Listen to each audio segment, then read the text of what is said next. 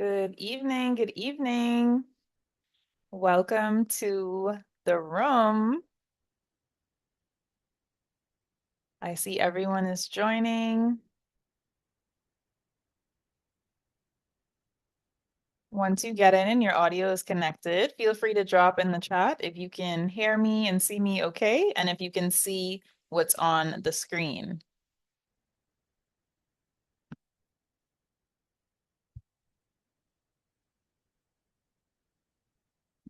All right, I'm seeing some confirmations in the chat. Awesome. Thank you everyone for joining us tonight. So I'm going to give everyone a couple more minutes to join and we'll start around 6:05. So just stay tuned for a couple more minutes, everyone.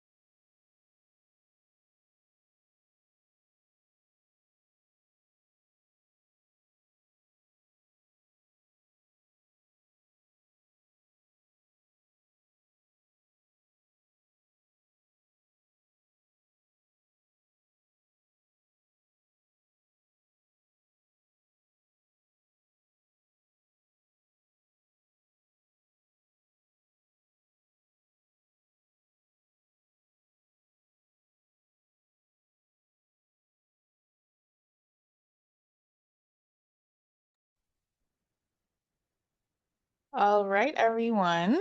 So we gave a few minutes for persons to join, and I'm sure more people will be joining us shortly. But we are going to officially kick off because we have a lot to get through this evening. So I'm your host for this evening. My name is Blair Evans, Innovation Manager at SBDC Bahamas. And we're excited to welcome you back to our third session of the Growth Room with Miss Shante Bacon. So I'm very excited to see some familiar names in the chat. So that means you must have been with us from session one. And also welcome to our new faces who are just joining us for the first time. So, when we launched this series, the goal was for us to create a space for women entrepreneurs to have honest conversations, get some practical tools, and not just grow their businesses, but provide confidence, clarity, and capacity as founders, right? So, over the last few sessions, we've explored everything from brand identity and mindset, but also systems, automation, artificial intelligence, and how we can operate more strategically instead of constantly being in survival mode. So while I continue, feel free to drop in the chat one thing you've learned from our previous sessions. So tonight is the last chapter in this story, but not the end of your growth. Because once you've built the clarity, then the systems, the next step, which we'll discuss tonight, is learning how you can truly step forward and be seen. So tonight is all about presence, positioning, visibility, and how to communicate your value. So this covers everything from how you show up in rooms and conversations and how you can attract opportunities that can change the trajectory of your business. And of course, there's no better person to guide this conversation than Shante. And over the course of this series, she has challenged us to think deeper and build brands that are aligned, that are strategic, and that are authentic. Her experience across branding, communications, PR, and strategy, from working with major global brands to building her own agency, brings a very unique perspective to these topics. But I think what's resonated most for me is her realness and how she approaches entrepreneurship and growth. So feel free to drop a heart in the chat for Shante. So tonight is going to be interactive as usual, very practical, conversational. So even though we can't actually hear you, the chat is often very lively. So let's keep that up for the entirety of the session. And please participate and lean in and challenge yourself in this session. So with that, I will hand it over to Shante for our third session of the Growth Room. Hi, everybody. Give me 2 quick seconds. You know, real life is happening. My son's at the door, real quick. 2 seconds.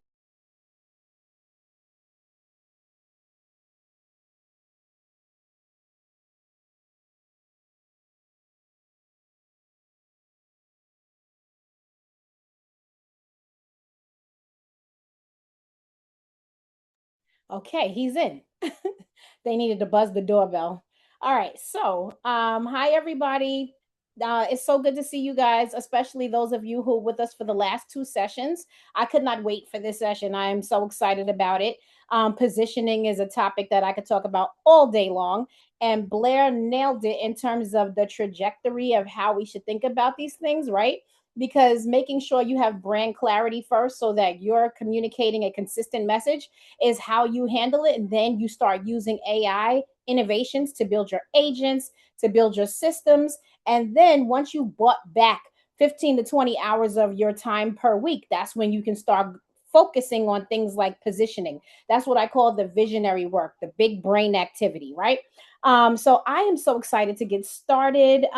Let's go. Okay, let's all right, so position for profit, right? You'll notice the P and the R in profit is green.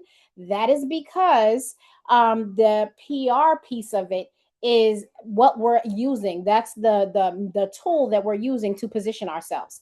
PR is also known as earned media. So building to be seen.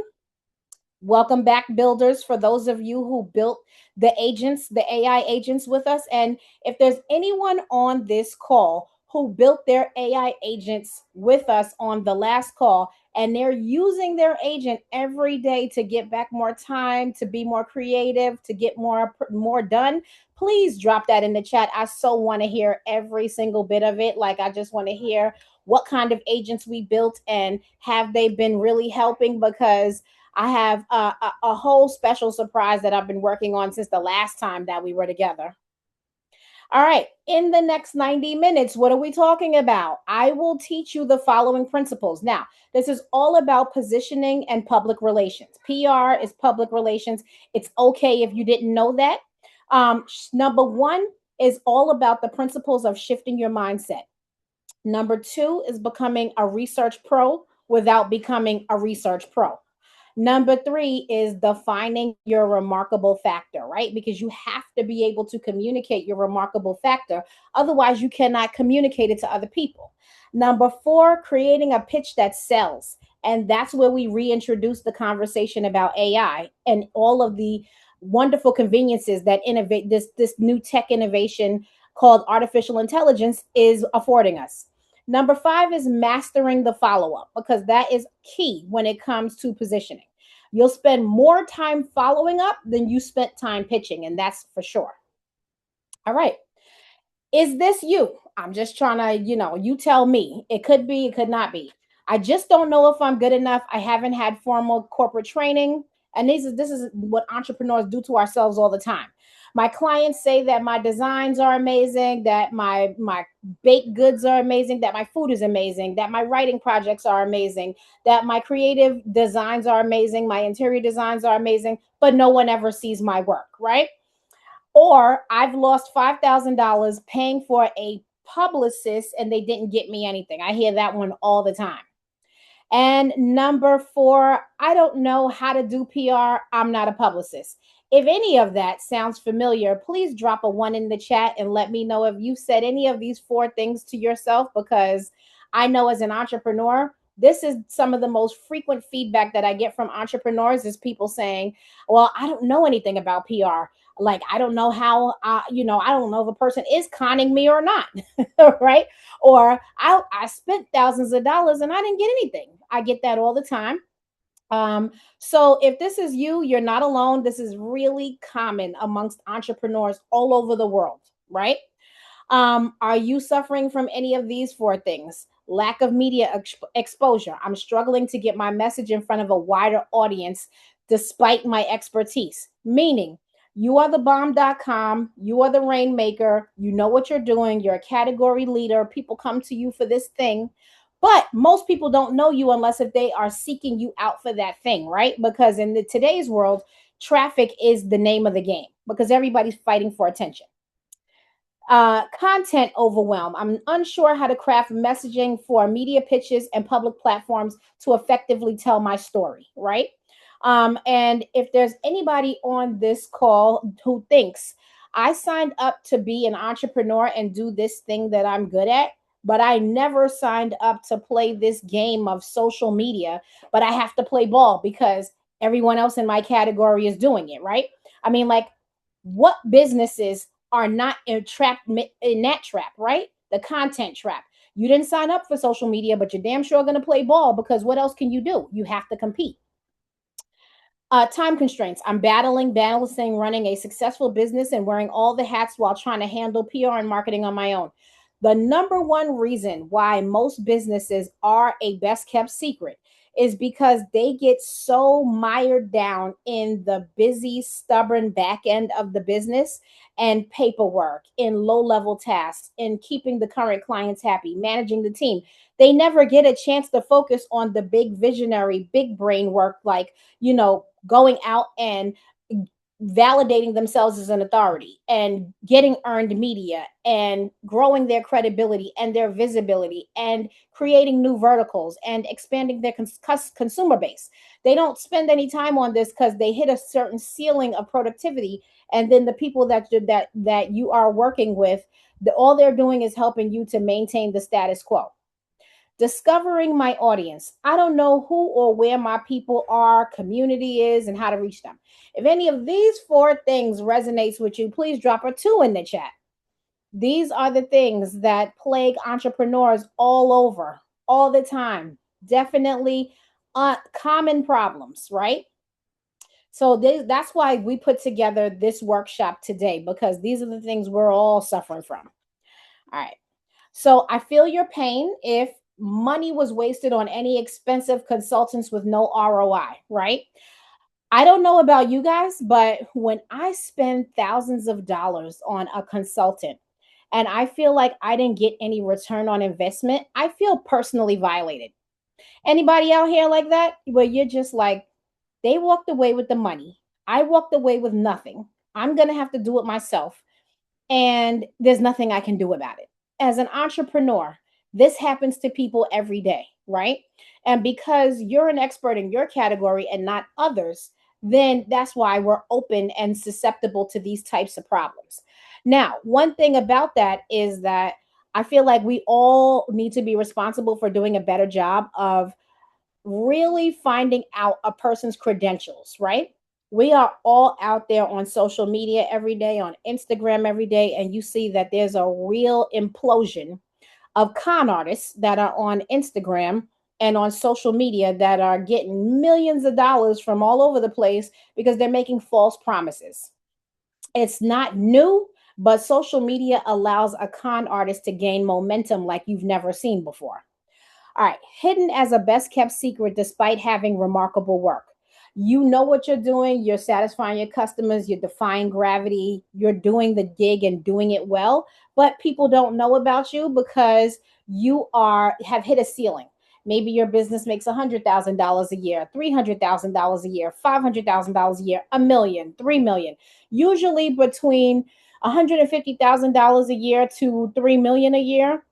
That is what I would consider the messy middle. And that's where a lot of entrepreneurs get stuck. And we're going to talk about that. And finally, no traction with positioning yourself as an authority in your industry, but you see people who have worked for you, people who have been your assistant, people who you have trained out there building their profile with the credibility that you have and taught them, right? Anybody in here know what I'm talking about with that? Drop a 3 in the chat. Where you train somebody and then they go and try to compete with you using your very same words. That happens again all the time, especially in the creative field. You will train someone and then they will think that they have earned the right to say that they can do it the way you can do it and go out there on social media and say it to the best of their ability. All right, so we're going to go past all of this and we are going to become masters at positioning ourselves. If you were on the last two position for profit workshops, then you already know what I'm about to say, but I'm going to say it again for anybody who is new here. We have four categories of disempowering beliefs. This speaks to mindset. There are four things we have to stop ourselves from doing, but you have to be aware you're doing it in order to stop yourself, right?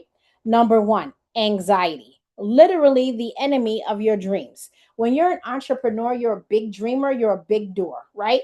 Most of the people in your life, they think that you're insane because you believe in something that you can't see, but you know can happen. And they can't see that they can't believe the things that they cannot see physically right in front of them.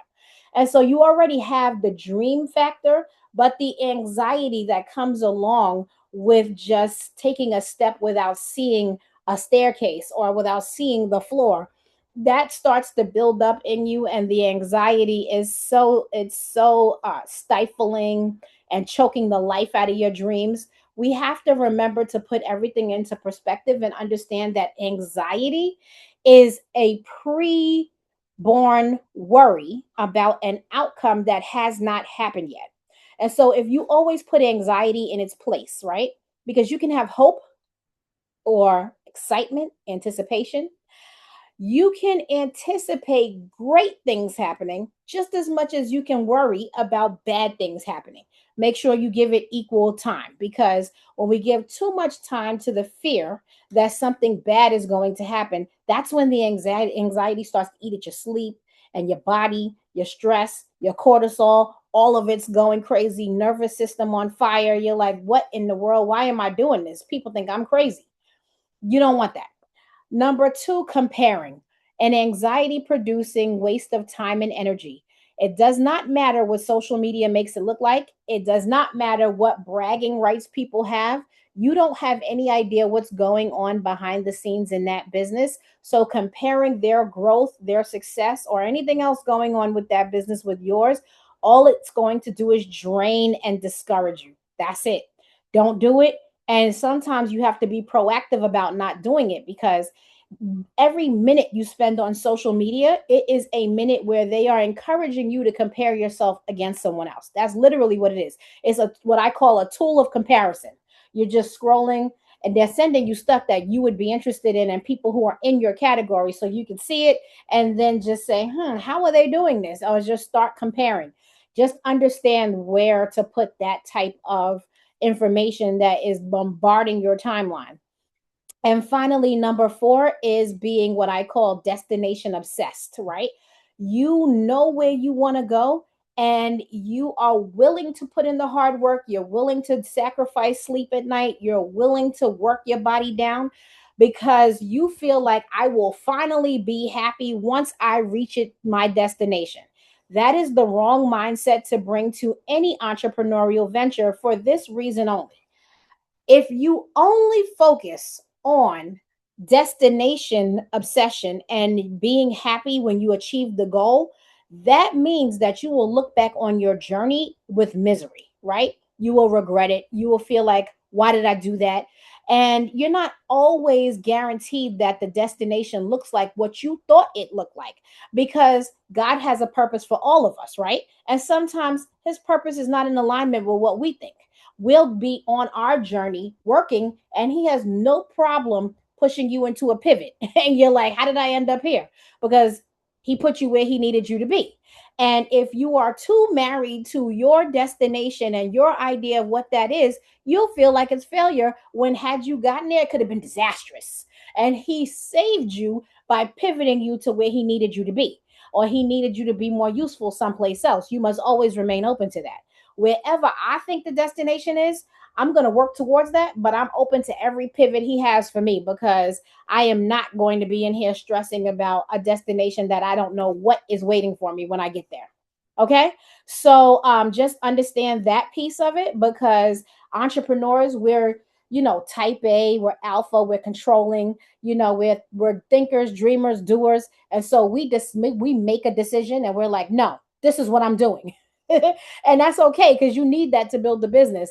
But when we're so stubborn about it that we can't understand when God has pivoted you to purpose, that's when you start to actually hurt yourself. So I just felt like it was necessary to go through those four categories of disempowering beliefs for anybody who hasn't seen that already. All right. If you ever had any of these doubts and frustrations, you're so not alone. I can help. Entrepreneurs are my people. I feel like my purpose on this planet is to provide information, resources, and relief for entrepreneurs that I quite honestly don't see out there. Corporate America and people who want to work a 9 to 5, they have nothing but protections and safety nets all over the place.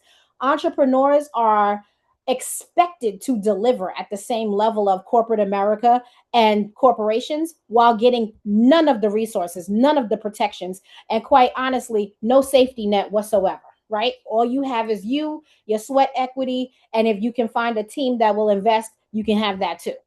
So I have been in this, I've had my agency for 21 years. And I can guarantee you that entrepreneurship is the best decision you would have ever made for yourself. One thing I always want entrepreneurs to remember is, what do you dream of, right? This is also from the first two sessions. You have to dream big and bodacious, audacious. If you ever read, I'm going to make a couple of reading recommendations. Read the book Good to Great by Jim Collins. There is a section in there where he says, it's good to great Jim Collins, for anybody who missed it. He says, what is your company's BHAG? Big, hairy, audacious goal. It does not matter how unreasonable it is. Whatever the goal is, say it out loud, claim it, own it, believe it, repeat it. When people look at you like you're crazy, repeat it again, like, oh, you must not heard me. This is what this business is going to be, because you have to be the person who believes it the most. And that is going to be the rocket fuel that helps you when it comes to scaling your business to 6 or 7 figures, right? Beyond 6 to 7 figures, and God forbid 8, like you're out of here, right? Achieving greater visibility and media recognition to position yourself as a thought leader. When you're home and you're reading magazines or you're looking at social media and you look at celebs, most people in their head, and I've been working with celebrities since I was 18 years old, most people look at celebrities and they go, oh my goodness, I could never do that. Or you feel small or shrunken compared to this big personality on camera. But you don't know, if you work closely with them, that is a group of people who suffer from a lot of manic depression, bipolar disorder, insecurity on levels you could not imagine. And it looks good for the 5 minutes that they're on camera and a very staged set. But you're doing something and defying gravity every day, which most of them could never even imagine doing, right? And so mastering your ability to believe that if they can get this spot on broadcast television, if they can get this spot in Essence magazine, Forbes magazine, Bloomberg Business Week, Business Insider, so can I. You need to believe that. That's the first step in positioning, is believing that you deserve it. Mastering how to effectively communicate the value your business offers in media interviews that attract your ideal clients, right? Because if you haven't mastered it, no one else will absorb it the way they need to. And we're going to spend a lot of time on that. Building $1 million business that allows you to grow your business of big profits, experiences, vacations, and life on your own terms. You did not start this business to, number one, be a slave to your clients, to number two, be the lowest paid employee because you work around the clock for very little money.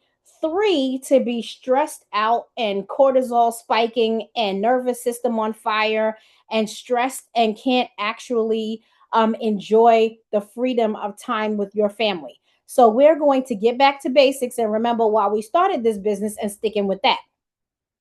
Okay, so who am I to be telling you any of this anyway, right? I am Shante Bacon. I'm a communication strategy expert and an entrepreneur for the last 21 years. I built a multi-million dollar PR firm working with brands like Apple TV, Google, YouTube, Disney, Paramount Pictures, NBC, Peacock, Netflix, and more. How did I start my career?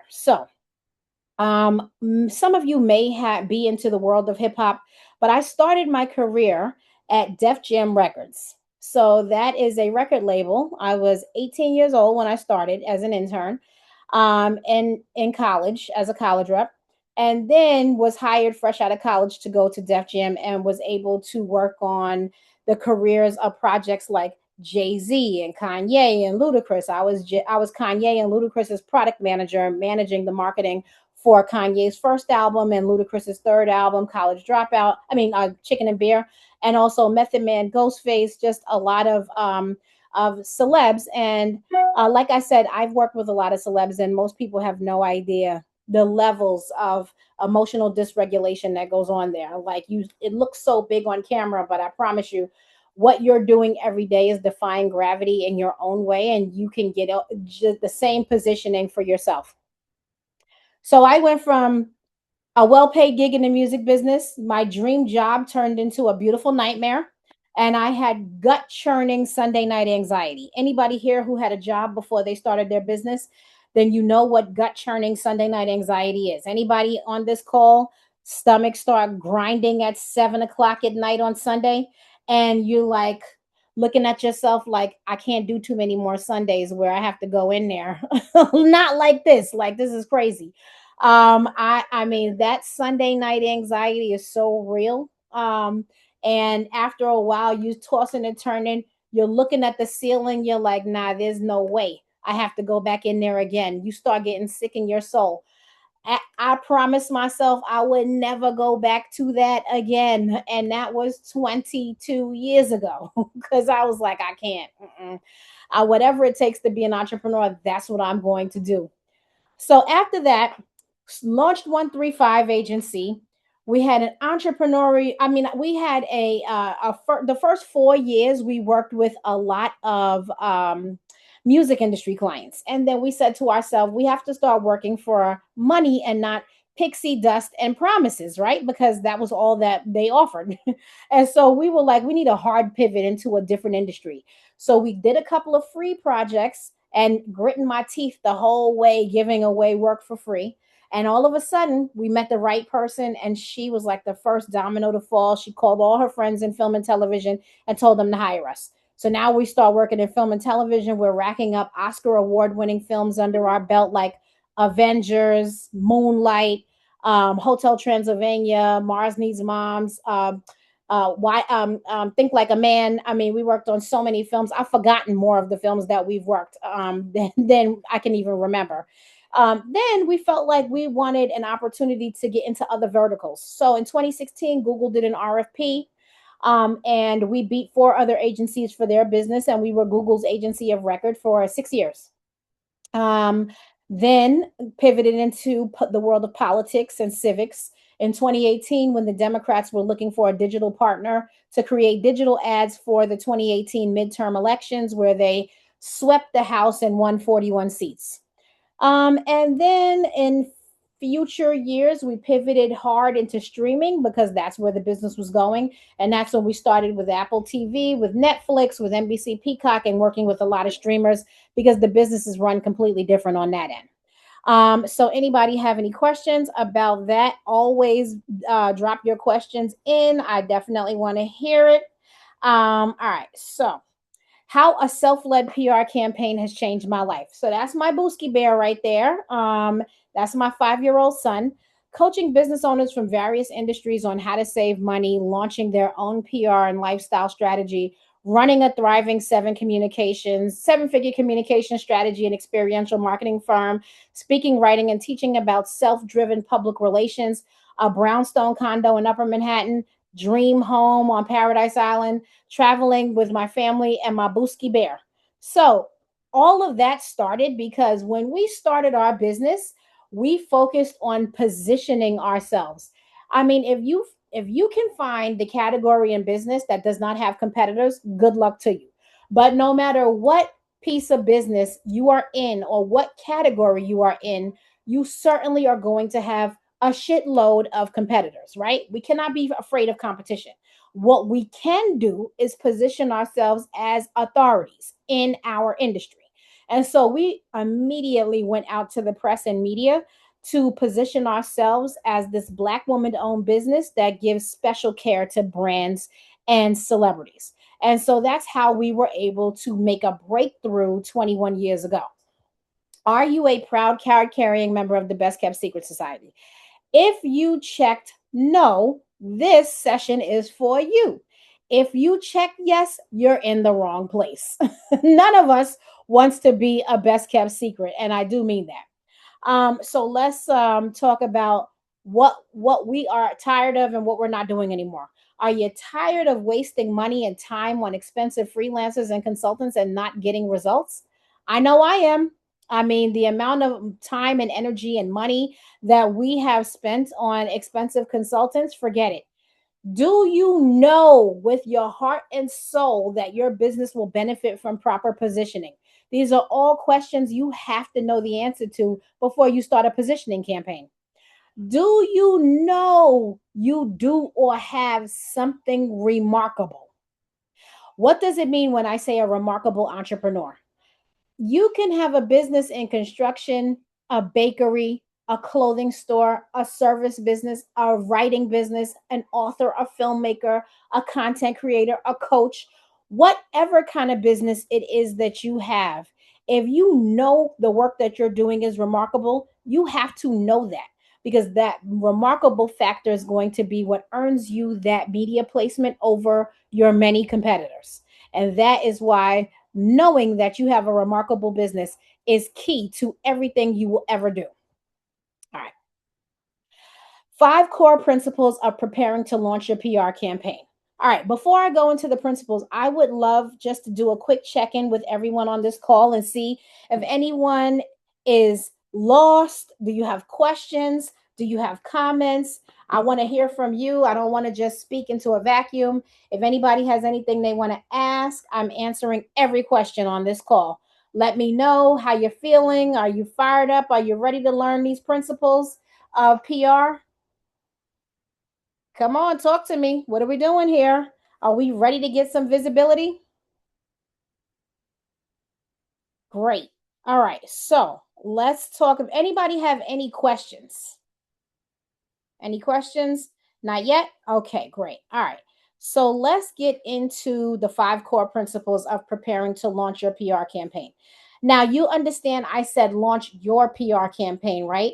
I am not here to tell you that you need a publicist or any kind of freelancer because that's going to be a minimum of 2,500, 3,500, 5,000, 10,000, all the way up to $15,000 a month of someone saying that they can help you, and some of them are trying to help genuinely.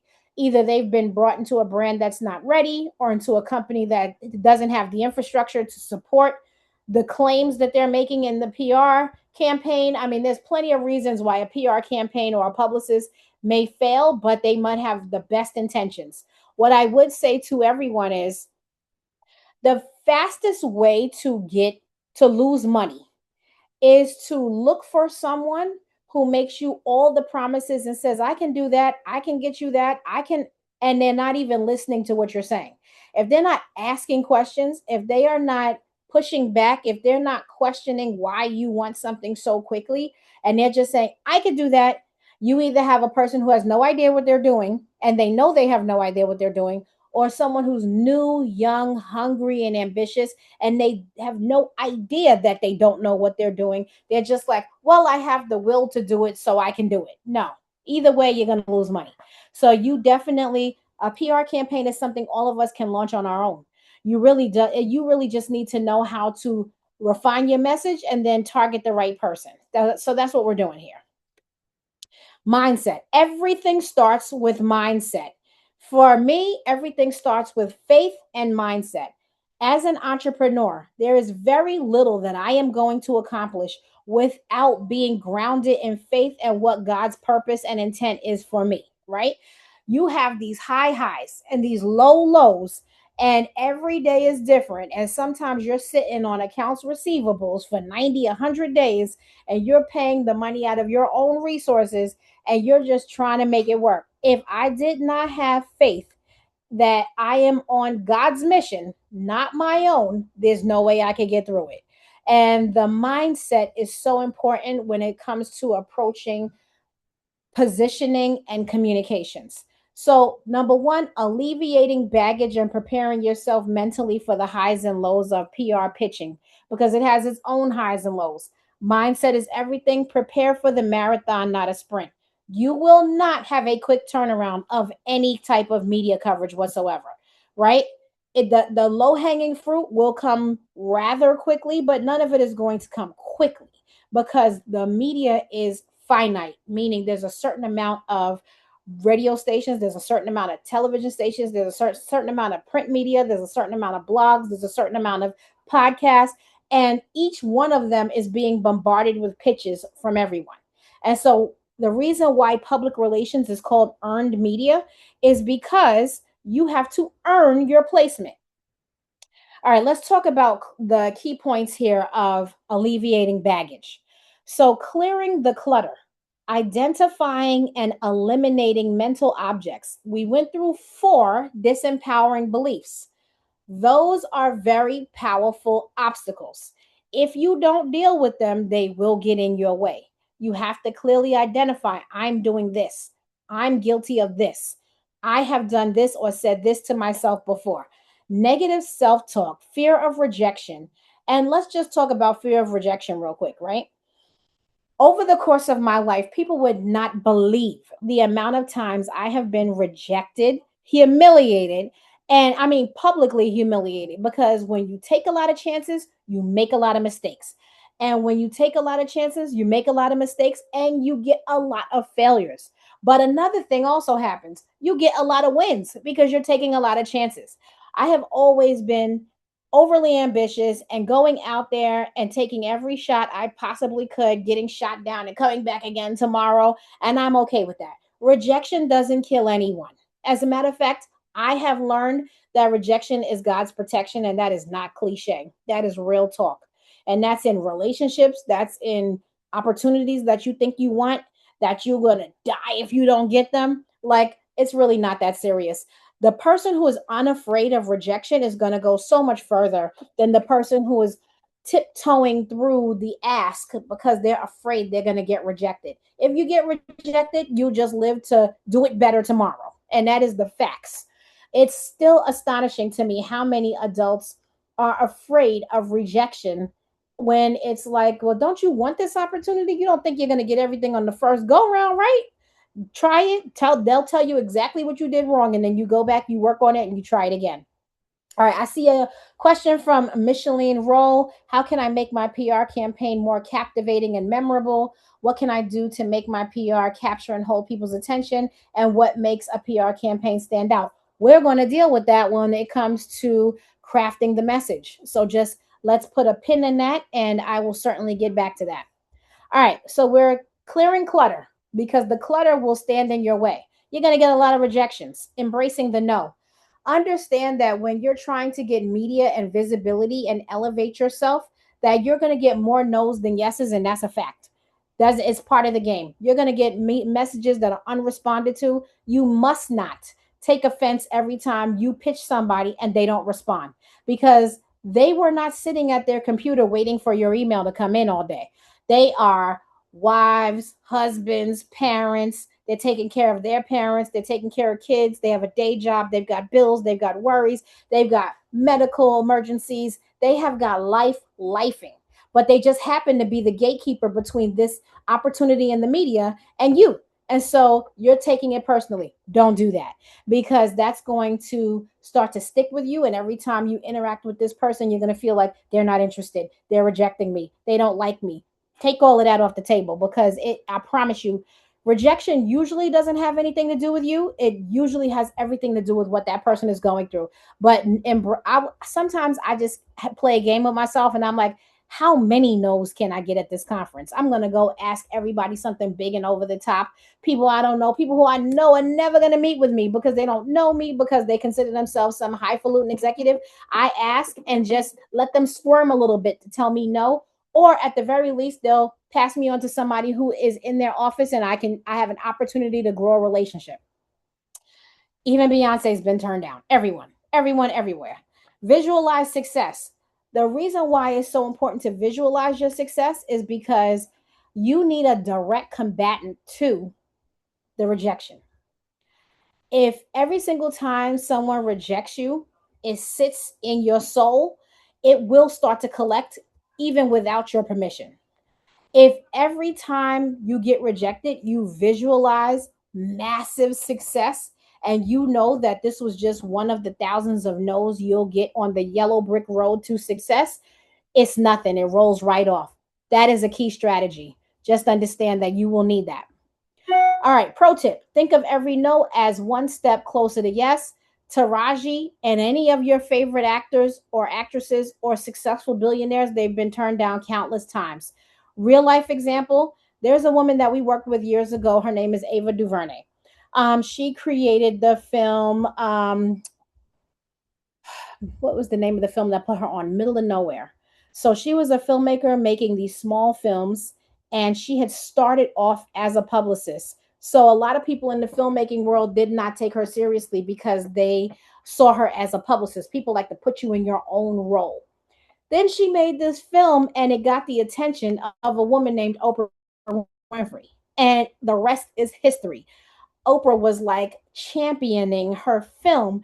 And next thing you know, she's doing a film for Disney, and she's got all of these major campaigns going with all of these big studios and TV shows on Oprah Winfrey Network. And I mean, just that's how quickly it can happen when you just get the right person to invest in or believe in what you have going. All right, case study real quick. We worked that woman right there. Her name is Lisa Price, and she is the woman who created Carol's Daughter. Carol's Daughter had been an organic Black woman owned brand here in the United States for many, many, many years. It started back in the late 90s, and then all of a sudden, it caught the attention of L'Oreal, which is one of the world's biggest beauty cosmetic brands. L'Oreal purchased Carol's Daughter for $110 million. And Lisa thought that everyone would be happy for her. She thought that she woke up the next day and people were going to be like, oh my God, girl, you made it. That was not what happened. She woke up to a literal social media crisis, with her customers being afraid that the brand was going to be whitewashed, watered down, not the same, this and that.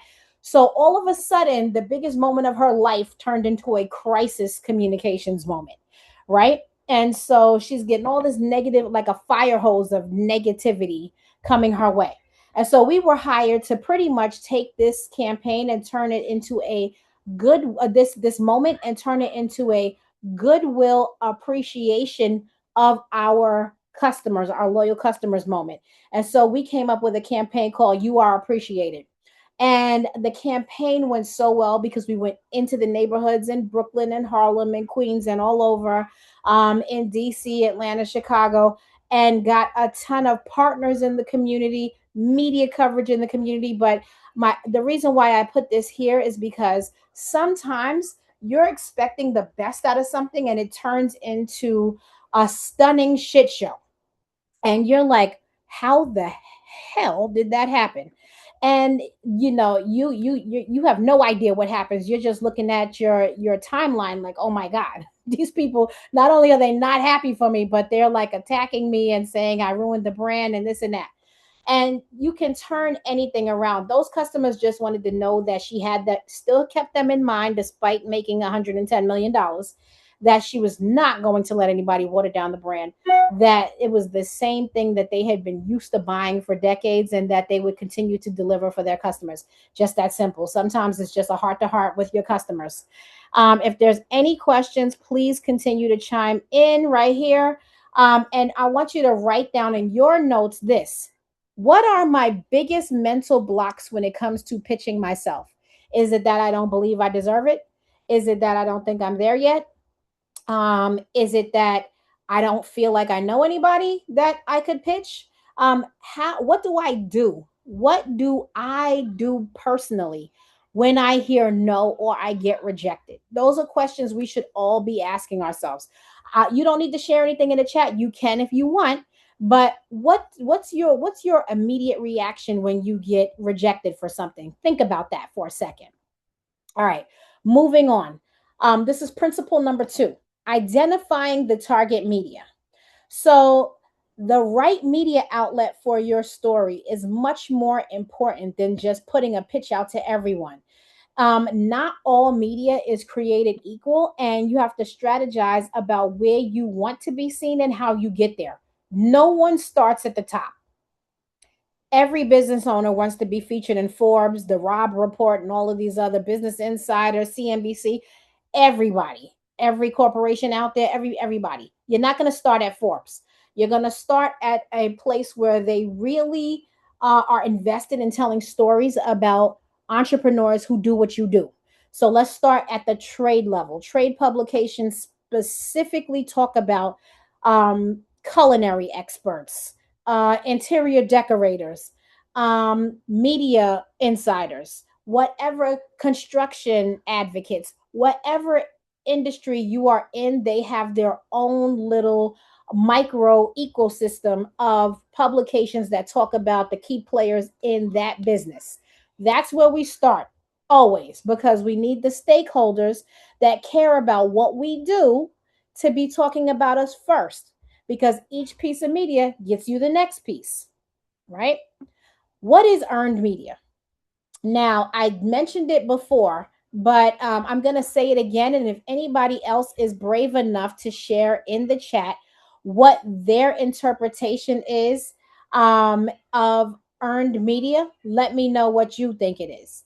Earned media is when there's a finite amount of media and I have to earn my 5 minute segment on the morning show. I have to earn my 1 inch by 2 inch feature in Essence Magazine. I have to earn my placement, meaning the person who is the gatekeeper, the editor, the writer, the booking producer, that person is getting pitch after pitch after pitch after pitch into their inbox.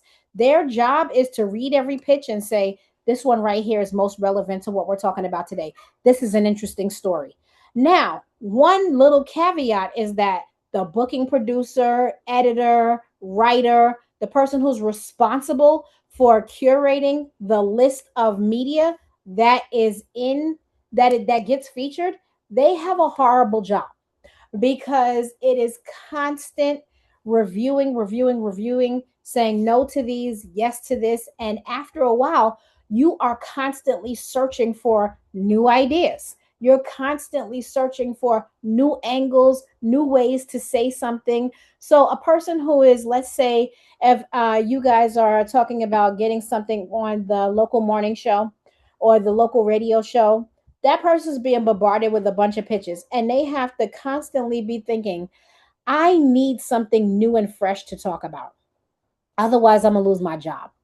Who has something new and fresh to talk about? That's why the second something hits their inbox and it piques their interest, they're like, there you go. I want this. We're putting them on. That job is a hard job. And about your business also, right? The newspapers are part of it, the television shows, the radio stations, even the podcasts. At this point, podcasts, because there's so much competition there, you're competing for podcast panel seats. So all of it is earned. Earned means I earned my place, my time slot in this on this media outlet. The reason why this is called earned and not paid is because it is, and I don't know about every country, but I know in the United States, it's illegal for you to pay for earned media, right? So that has to be pitched, earned, and won. Paid media is advertising. I paid for a specific 5-inch by 5-inch ad on page 200. And when I opened up page 200 of that magazine, the ad I paid for and signed my contract and my insertion order for is definitely there, guaranteed, because I paid for that placement. That's advertising.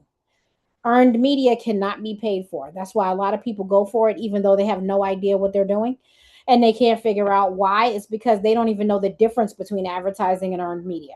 There's also a third category of media called owned, OWNED, owned media.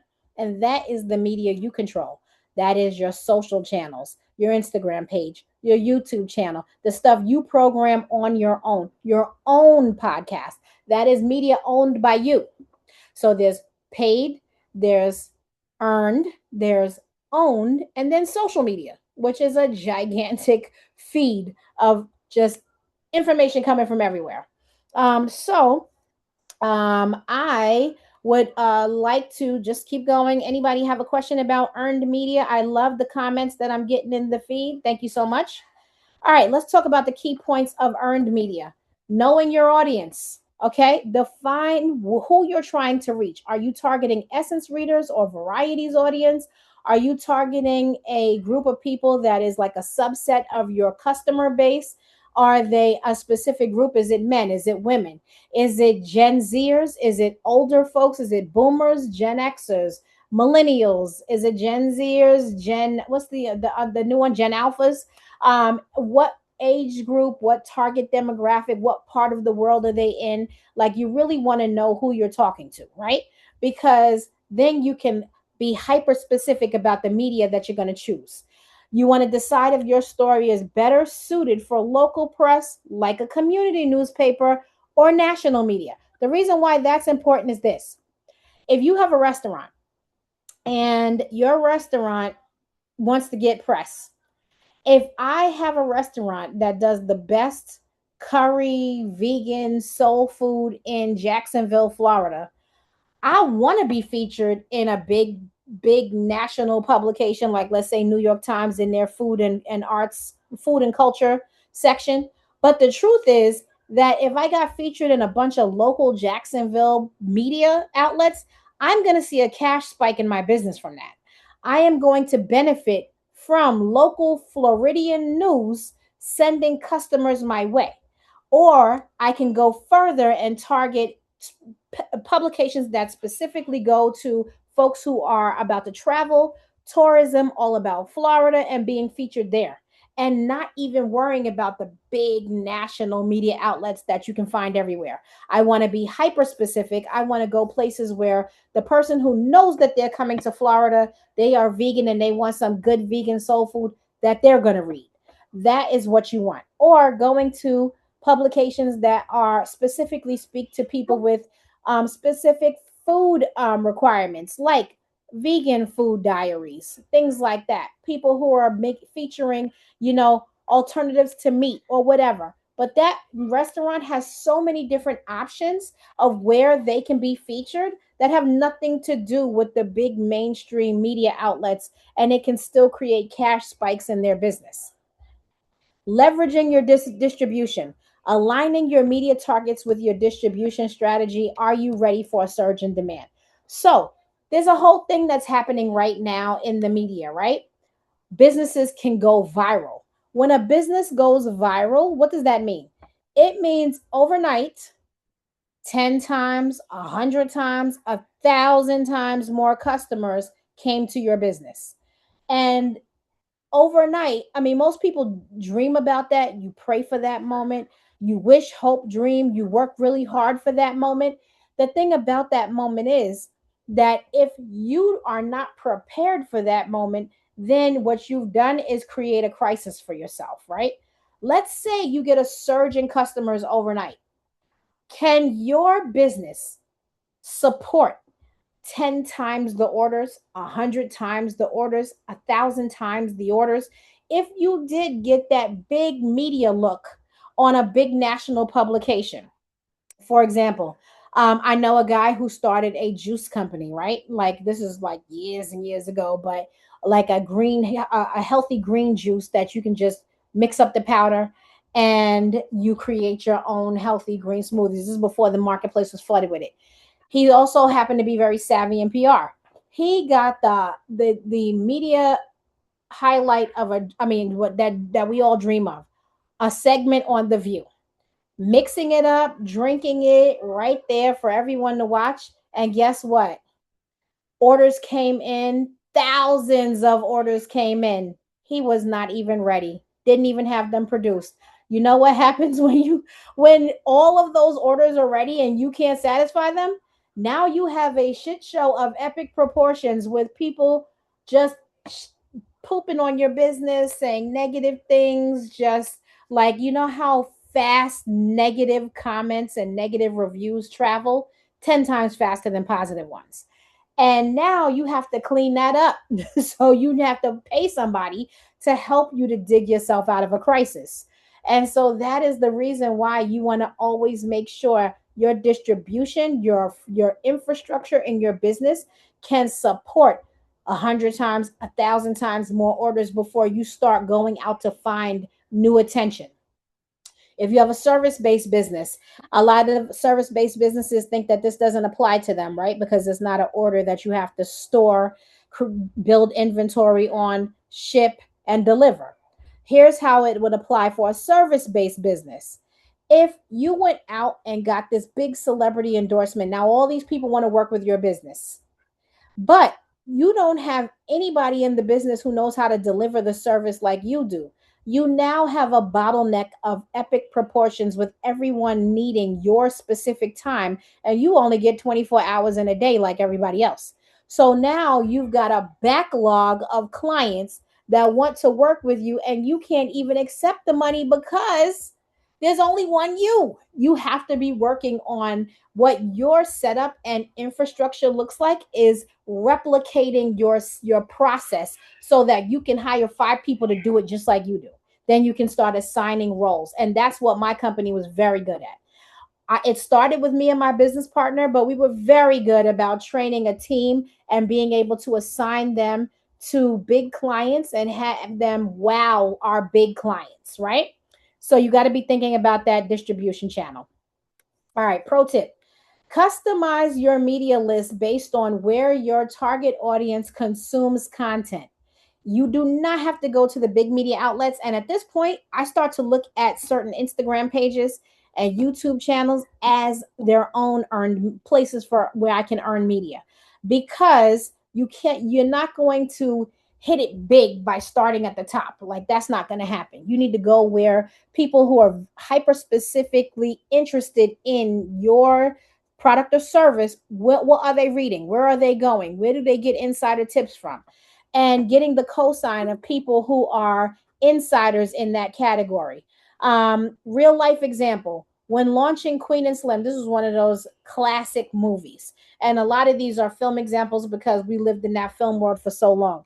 Lena Waithe, she was the creator of The Chi. They just had their big finale after I think it was 8 years. She wanted to take this movie, which was super black, out to networks, and a lot of places, mainstream outlets weren't ready for it. They just weren't. They were like, this is scary. But she didn't stop. She kept going, and you want to make sure that you go where the water is warm. Go where they're already interested in what your topic of discussion is. You do not have to go to places where there's already some internal resistance because you're trying to push them into a new mindset. We don't have time to be trying to convince people of what's good, right? A lot of people will never know what's good because they think they already know and they are just as, flavorless as can be. You want to go where the water's warm and people are already interested. All right, quick example. Oprah Winfrey Network. When we started working with Oprah Winfrey Network, this was Oprah coming from um, ABC, major broadcast network, having the biggest talk show on TV in the middle of the day from 4 to 5. And when she started her network, the assumption was we're going to bring all those people from ABC over to this network. It didn't work out that way. So the first wave of programming got wiped probably like 10 months in, 11 months in, because they were like, that customer didn't follow us here. We need to clearly define who our customer is. And that's when they started creating partnerships, content partnerships, and bringing on Tyler Perry and things like Welcome to Sweetie Pies. And when they really leaned into the audience where the water was warm already, where they could not wait to get more content from Oprah and they could not wait to get more content from Tyler Perry, took off. Programming took off with the have and the have nots, if anybody has ever watched that. And that is what happens when you go where the water is warm, when you go to an audience that's already anticipating what you have to offer. So that is my Oprah case study. um, when we as we close out this identifying target media section, we want to think about what media outlets are the best fit for my audience. Now, when it comes to media outlets, you definitely want to list them so that you know where you should be paying attention. Pay attention to everything that they write, everything that they feature, so that you can say, oh, you know what, I have something for that. They like to talk about this thing. I do this thing. I'm going to send this pitch to them. That's how you decide on who you can pitch and how. How can you tailor your pitch for their hyper specific local needs and not big national press needs, right? Go there. Any questions or comments? Definitely feel free to share. Okay, I'll definitely want to hear from you. Moving on. Principle number 3, extracting and communicating the remarkable. This is hard. It sounds easy, it is not. When you eat, sleep, and breathe any business, you don't know how to talk about it in one or two sentences. It's your life, it's your baby. You gave birth to it. You take care of it every day. You're obsessed with it. You live in it. It's your business. It's your baby. So, what could you talk about all day? You could talk about what you do in your business all day long. The problem is everybody else is not interested in what you do all day long, right? They just want to hear the highlights.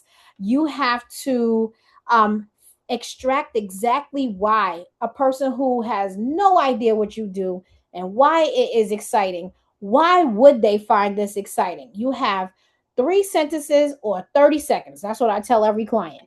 3 sentences or 30 seconds before they tune you out, because we are living in the age of diminishing attention span. And if you were on the last two master classes, you heard me say that. This is where I challenge people to find their 1 minute wow. I actually wrote a book about and published a book that's all about the steps to refining your 1 minute wow. And this is from a person who has made this mistake about 1,000 times. For anybody on this call who has ever considered themselves to be wordy, if you're a talker, you just enjoy talking. It's nothing wrong with that, right? There's no guilt or shame in being a person who's chatty. I'm chatty. The problem is when it's time to capture someone's attention in 3 sentences or less, or 30 seconds or less, that works against you. And you have to figure out how to refine and refine and refine and cut it down.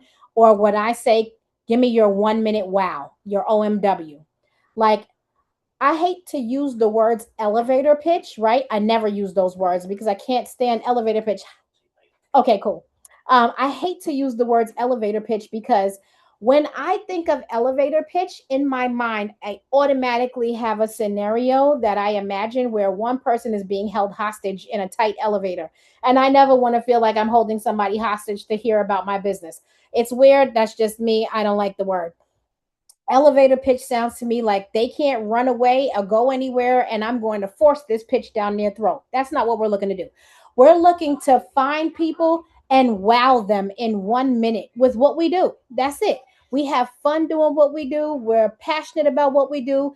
We make people's lives better. We bring value to their lives every day doing what we do as entrepreneurs. We solve problems, we create opportunity. So why I want them to be as excited as I am when I talk about my business. Like that's the very least that I can do.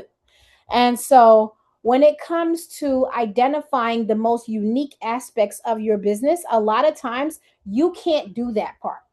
This is where your loyal customer base becomes a great resource for you to use.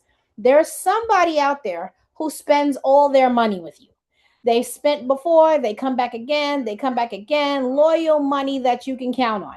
That person, when you ask a straight up question, why do you keep coming back to my business? Record every word that they say and ask a few of your loyal customers.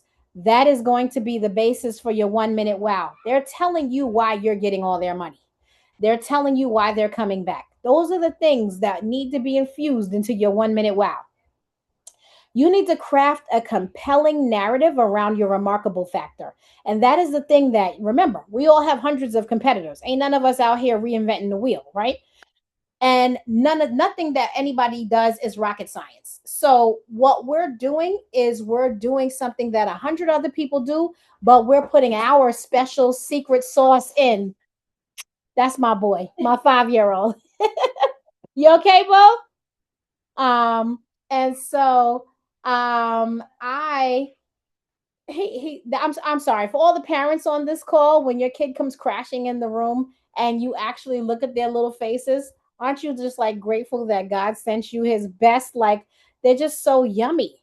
Anyway, are there parents on this call? Anybody? I mean, they just, don't you just love them to pieces? Like they're the reason why you do what you do, right? Two boys, two blessings. Yes. Okay. That's what I'm talking about, parents. And it's 7:09 and you're on this call. Congratulate yourself. Okay. Two toddlers. Woo. Okay. And you're here with me and I'm grateful. At my son's baseball game. I love it. Okay, people don't even understand how entrepreneurs are already superheroes, but entrepreneuring while parenting, that's some next level shit right there. Like that is like some superhuman. Oh my god, how am I doing this? Like I'm making time in the day. I love it. Congrats to all the parents. Booski, I need you to stay over here, okay? You cannot climb on camera, not today. Oh, thank you. So he just needed to come in here because he desperately wants to run and crash the camera. He is the Zoom crasher, and I love it. So the did I see somebody said yeah, oh yes, for my daughter. Great. There's another Shante on here. I love it. The so getting back to what I was saying. So you want to craft a compelling narrative around the thing that is your special sauce. It's your unique way of doing something. There's plenty of people out there who have vegan restaurants, but if you're the only one that infuses some type of spicy turmeric curry coconut version of cheesecake, then great. That is how you do that thing that you do that no one else can do, right? However, the sausage is made in your business, you do it in a way that no one else can. That's why your loyal customers come to you. We got to figure out a way to say that. And we have to figure out a way to say it in 30 seconds or less, or your 1 minute wow, 1 minute or less, and have fun saying it again and again, and constantly refining it, changing it, updating it. Or when you go to sleep at night, you'll start to hear it in your head, and then you'll be like, what if I said it like this? Or what if I change this word? Like that's how much fun you should have trying to figure that out, because not only when you finally figure out how to say it and have fun with it, when it starts to become um like just speaking every day and breathing every day, the authenticity factor gets boosted and it doesn't start to sound like a stump speech or a political speech.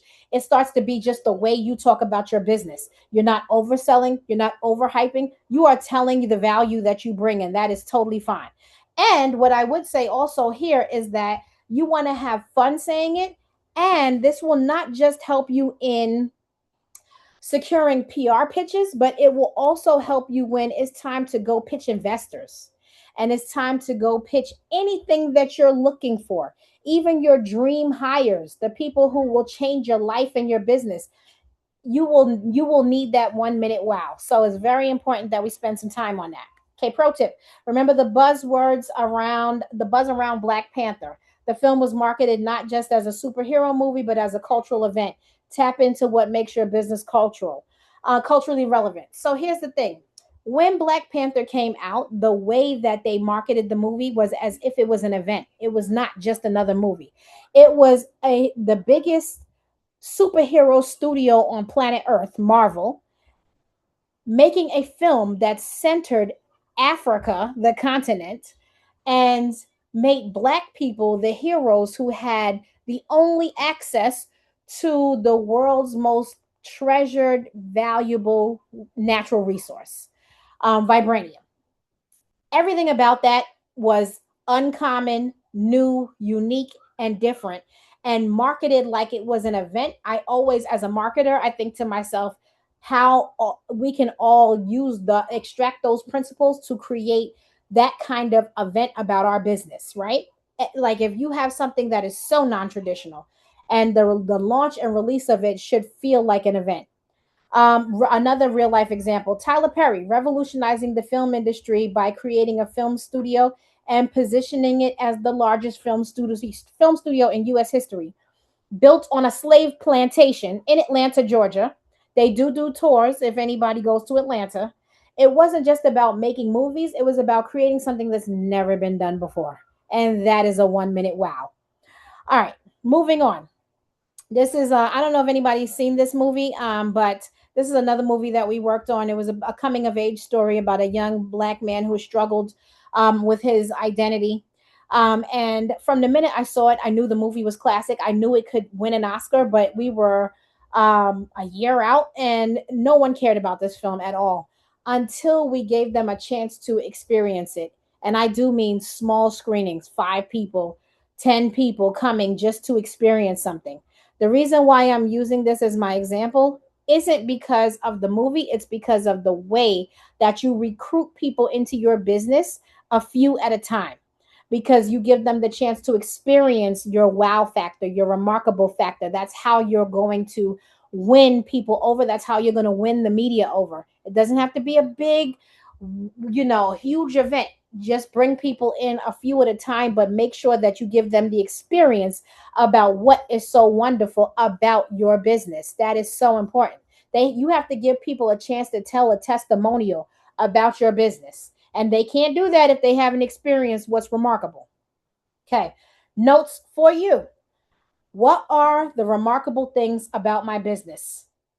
How can I turn these into a compelling story? Survey your top 5 loyal customers. Record every word they say. Run to ChatGPT or Claude and build. Know what? No, don't even go to ChatGPT and go to them, but go to Notebook LM and build an entire profile using the language that your most loyal customers use when describing your business. All right, principle number 4, and we only have one more left after this. Crafting a pitch that breaks through. Now, this is where I'm going to answer your questions, Micheline. Uh, did I say that right? I hope I said it right. It was Micheline, right? Yeah. All right. So, how can I make my PR campaign more captivating and memorable? What can I do to make my PR campaign capture and hold attention? What makes the PR campaign stand out and have a lasting impression? Right. Okay. That's done here in this section. Crafting a pitch that breaks through. Creating a pitch that grabs attention and won't be ignored. Being concise, compelling, and unforgettable. So remember, You are the gatekeeper. Just put yourself in their shoes. I'm the gatekeeper, meaning I'm the booking producer who schedules all the TV segments, the morning show segments, the mid-afternoon segments, the news segments. I'm the newspaper writer. I'm the editorial director. I am the person who is booking for the radio station. I am the person who is deciding what goes where in the magazine. My job is to take in a fire hose of pitches constantly, just bombarding. Inbox looks crazy.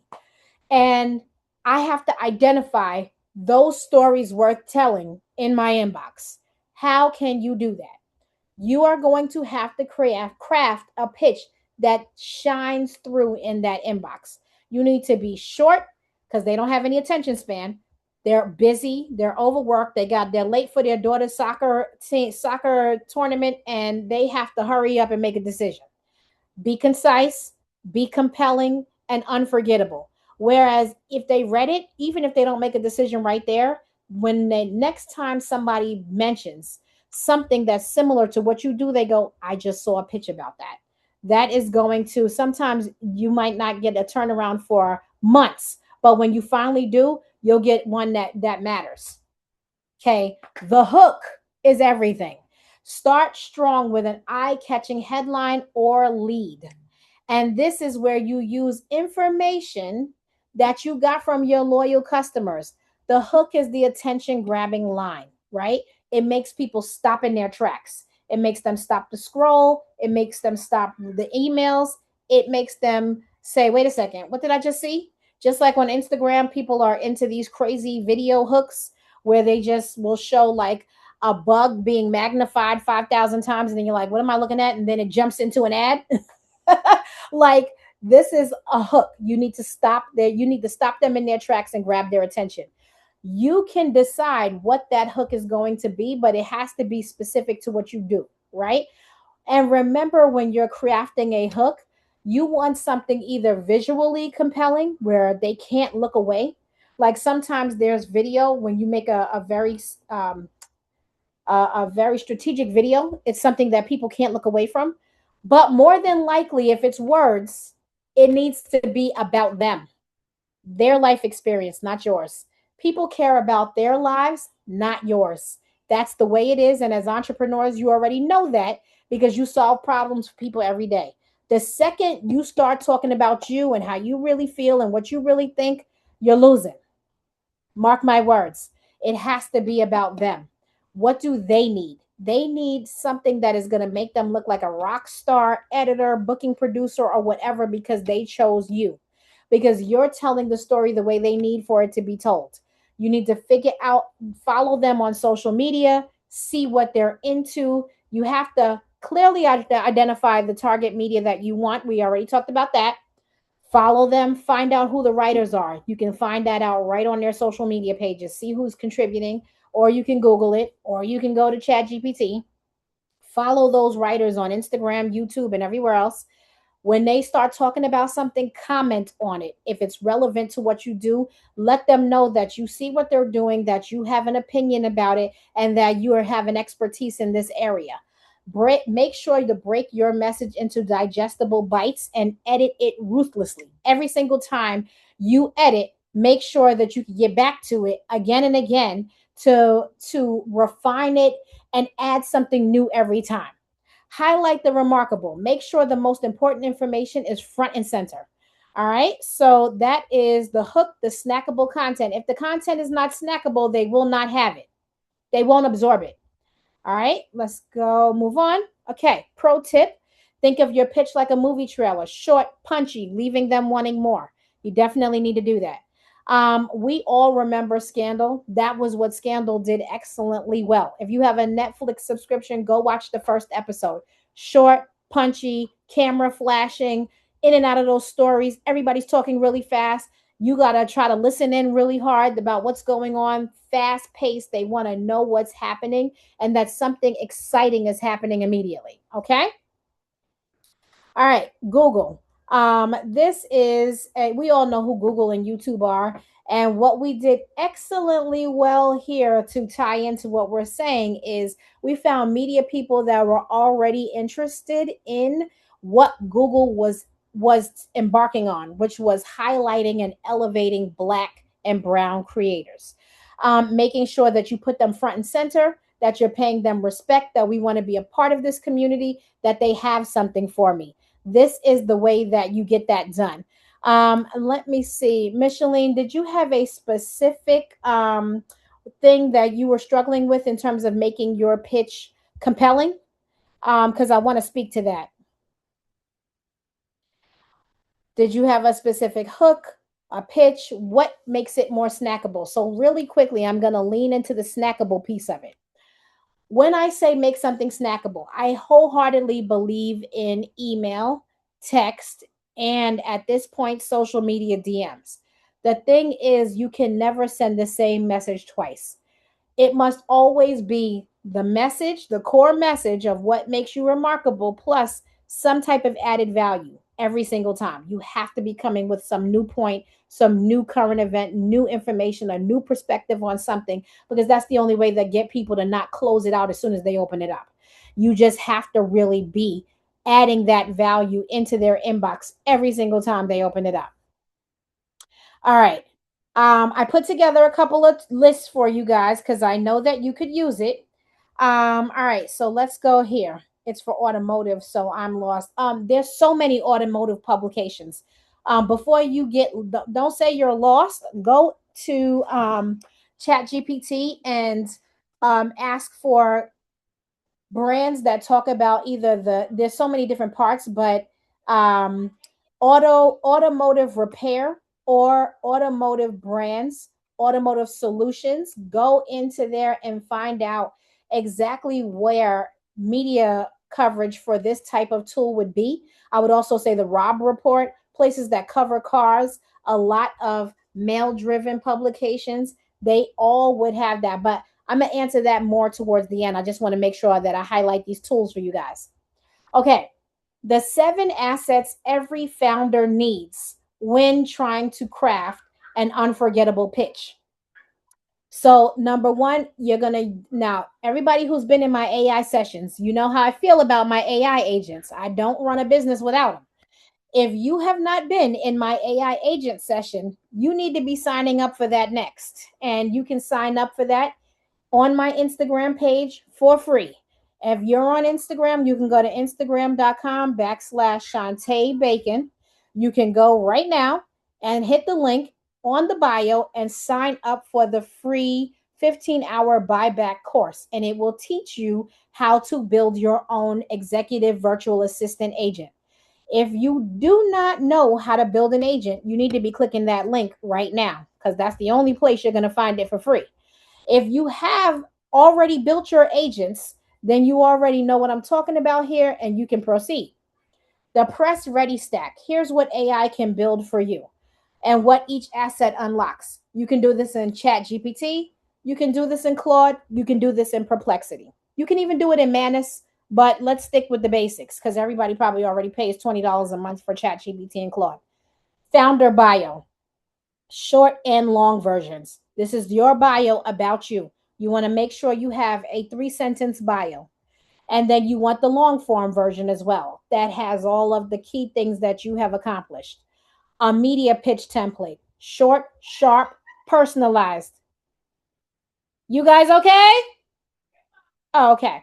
Short, sharp, personalized pitches that get opened. AI can definitely generate 5 different angles for the same story.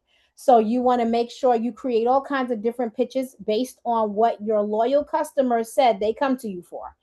Media alert. This is alerting the media that you have a new product launch, that you have a new thing, a new event that you're doing, that there's something new happening in your business, the who, what, when, and where. This is an alert. It is not a story. It is not a paragraph. It's not a release. Just hit them and quit them. Who, what, when, where, why. And the media really appreciate that because then they know exactly where to tune in.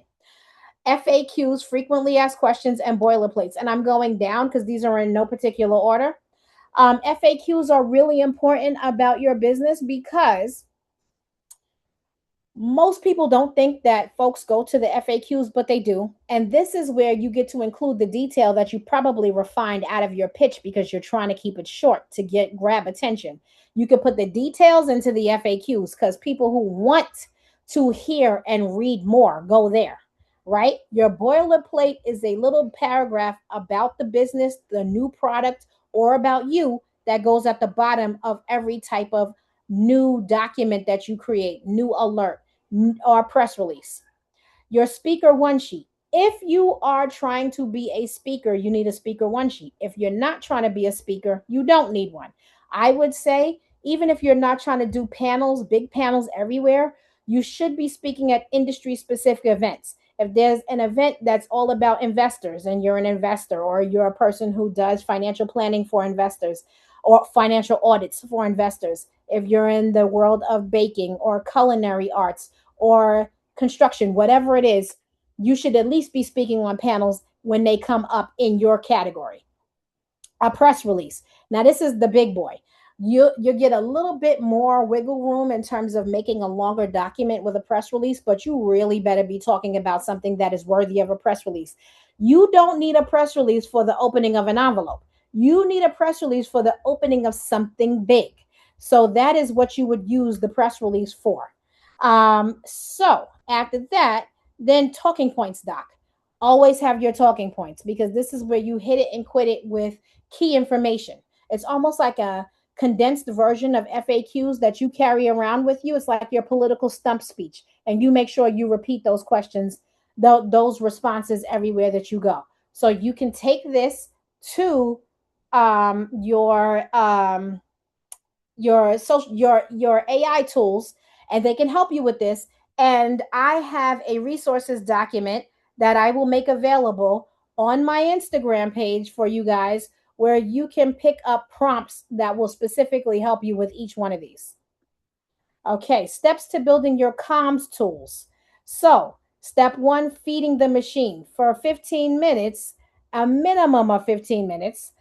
Before you ask AI to write anything, give it the raw material. That is what your loyal customer said. That is who you are, what you do, what part of the world you're in, where you are, and what you do for your clients, right?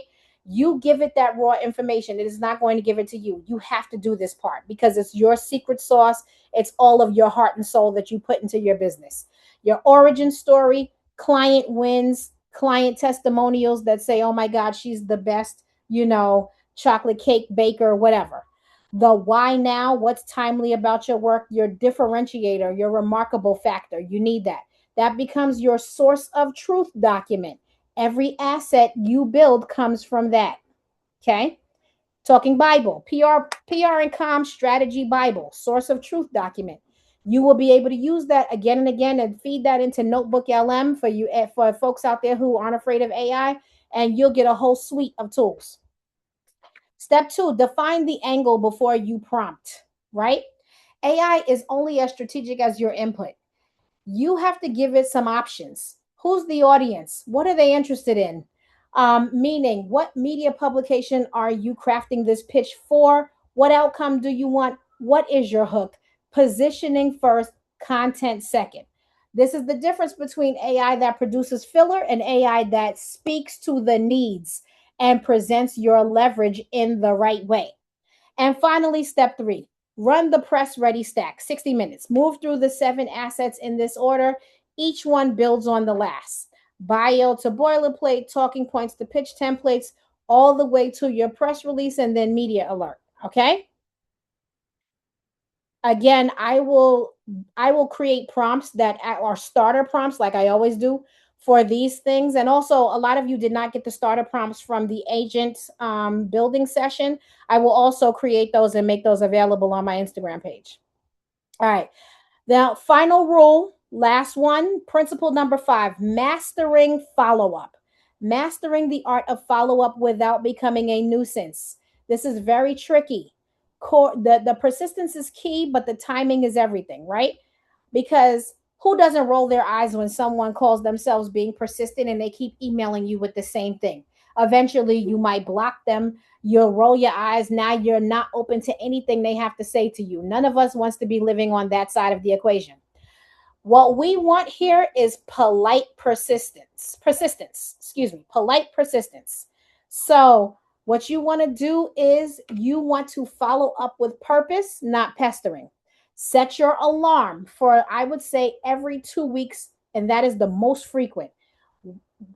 More than one follow up in a week is too much. Once a week is too much. I would say every 14 days as a minimum, every 3 weeks if you can afford that kind of timing. Know when to follow up and when to give space. If they snap at you, don't take it personally. Remember, life is lifing, but they just happen to be the gatekeeper between all these people and this media coverage. Keep the conversation going until you land the opportunity.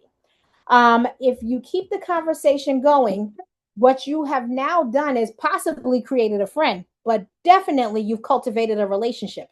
And when I say keep the conversation going, meaning you sent an Instagram DM and they responded back, and then you said something funny and they said LOL. And every once in a while, not every day, you respond, they respond back. You're building a rapport, but you must be strategic about it. Don't ever reach out to them without adding in a new piece of information every time. Whether you're reaching out over email, text, or Instagram DM, hey, did you see this so and so? Did you know this blah, blah, blah about whatever is happening in your industry? You have to present something new every single time. And that is how you keep the conversation going. If you're following up, same words and the same piece of information you started with, you're losing. Pro tip, always add value in your follow up, whether it's new information, an additional angle, or simply showing enthusiasm for something that you see that they did. Oprah landed her legendary interview with Meghan Markle. Now, most people would not think Oprah would have to be polite, exercise polite persistence in trying to get something. But she was rejected by Meghan Markle for years and years and years, and then finally got the interview after polite persistence, just keeping a conversation going.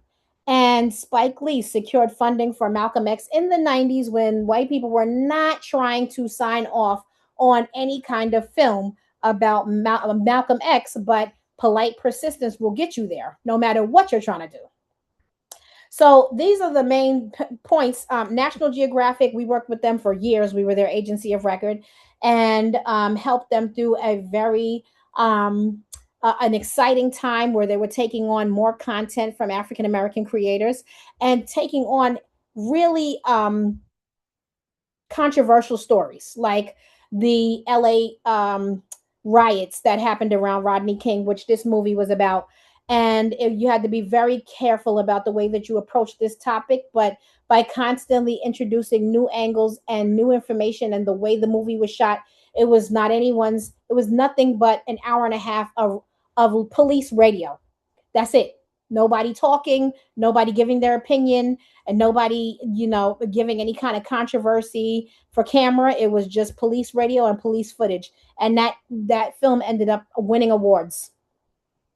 All right. How often should you follow up without being annoying? Every 2 to 3 weeks. What additional value can you offer in your follow ups? That is where we're going with this. So, we want to, what is the single biggest challenge? My apologies for the typo there. What is the single biggest challenge you are having in acquiring customers? That is probably going to be a challenge for you as you try to acquire press coverage as well, right? If you're stressed, overwhelmed, infrastructure can't handle you going out to get press, we're going to have to create a system around it. And there's also a custom agent that I'm creating for this. My clients range from teens to grown folks, from a lot of advertising without losing an age group. That means custom messaging based on, absolutely, I have advice for that. It's custom messaging depending on the age group. But let's just keep moving.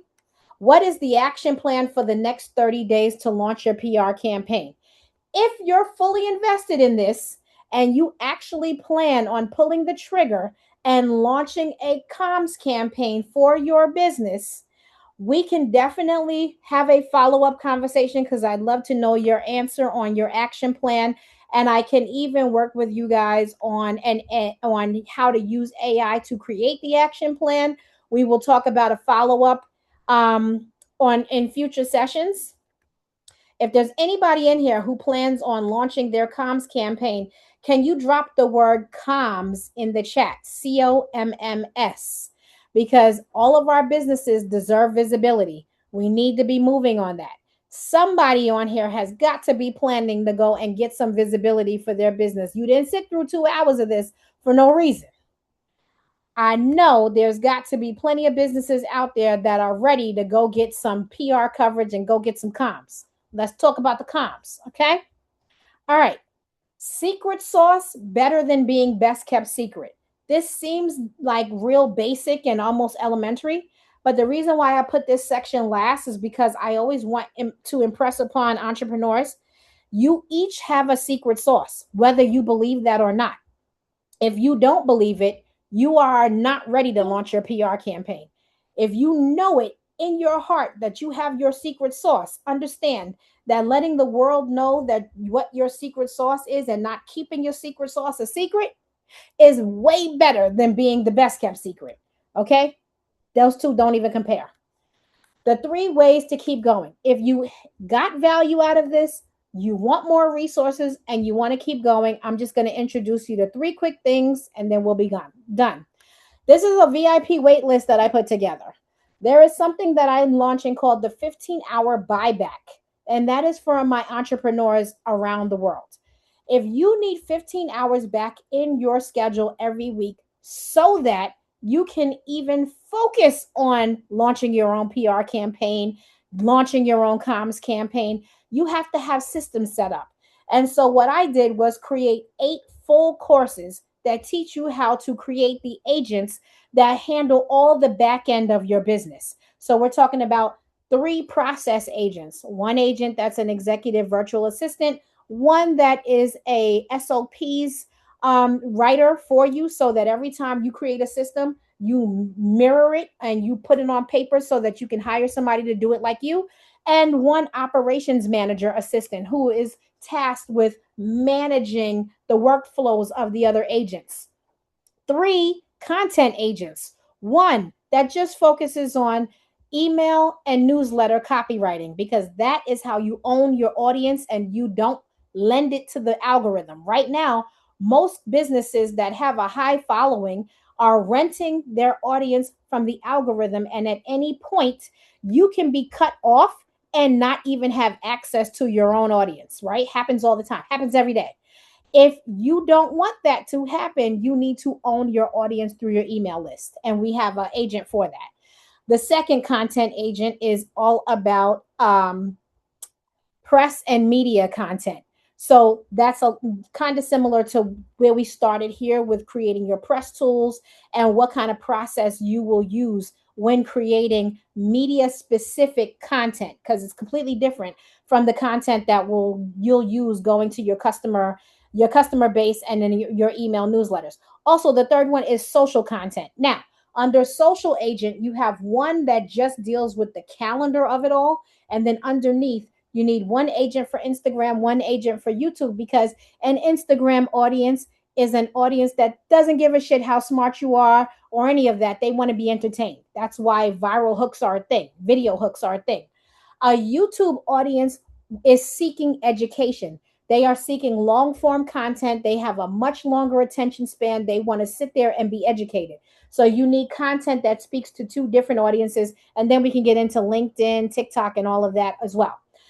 Also, we have 2 sales agents. One is a lead generation, lead nurturing agent, and one is a sales page and landing page copywriter. So all of that is part of the 15-hour buyback, and I am making that available for 8 courses for $8, $1 a course. This is not no get rich quick scheme. This is just the 8 courses for $8. If you're into it, you can get on the wait list right here. There's no obligation. And I mean, literally, for the cost of 2 cups of coffee, you get 8 agents that you can build and customize to your own business. So that's one thing that you can do to help you with this entire process. The second thing is the PR playbook. I believe if you were on the last 2 sessions, you heard about this. There's nothing that I didn't mention in here that is not handled in the PR playbook. In the playbook, we are dealing directly, it's interactive. So you write right into it your list of target media, your list of writers and journalists, your 1 minute wow. What are your remarkable factors? What do your loyal customers say about you? This is a completely interactive book that you can download and go into it and keep all of your information right in it. That as well is available to you for $28.88. And you can get a copy by scanning this QR code right here. And the last thing is the Headline Heroes community. There are 10 people who were on our first session who won a month free membership in Headline Heroes community. But this is a community where what we do all day long is work on refining our 1 minute wow, what refining what our loyal customers say and all of that. And so you can always find out more about the Headline Heroes Alliance, and you can let me see, where is that's 2444, and you can scan this QR code right here. Blair, I am going to turn it back over to you. I am at the end, and if there's anybody who has more questions, I would love for you to drop the questions in the chat. If I did not answer your question yet, I want to. Thank you, thank you, thank you, Shante. I've been taking lots of notes. I hope everyone else was also. And we are going to open it up for questions. We do have the availability to allow anyone to talk if you have a longer question that wouldn't work for chat. So just raise your hand if you would like to do so and talk to Shante directly, or you can drop your question in the chat or in the Q&A. I would love for someone else to talk if you want to bring them up on the platform and they can ask their question directly. That would be great. Are you able to do that? Yes, so once they Okay, raise great. their hand, I can allow them to talk. So if anybody's brave enough to come up, please let us know. In the meantime, I see Siobhan. Hi, Siobhan. Asked in the chat, any strategies for recovering from negative PR, which I think Shante talked about a couple examples where Mhm, persons were able to take that experience and kind of turn it around for their mhm. good. So I don't know if you want to talk some more about that, Shante. I do. Shervon, do you mind coming on camera real quick to give a little bit more information? Are you open to that?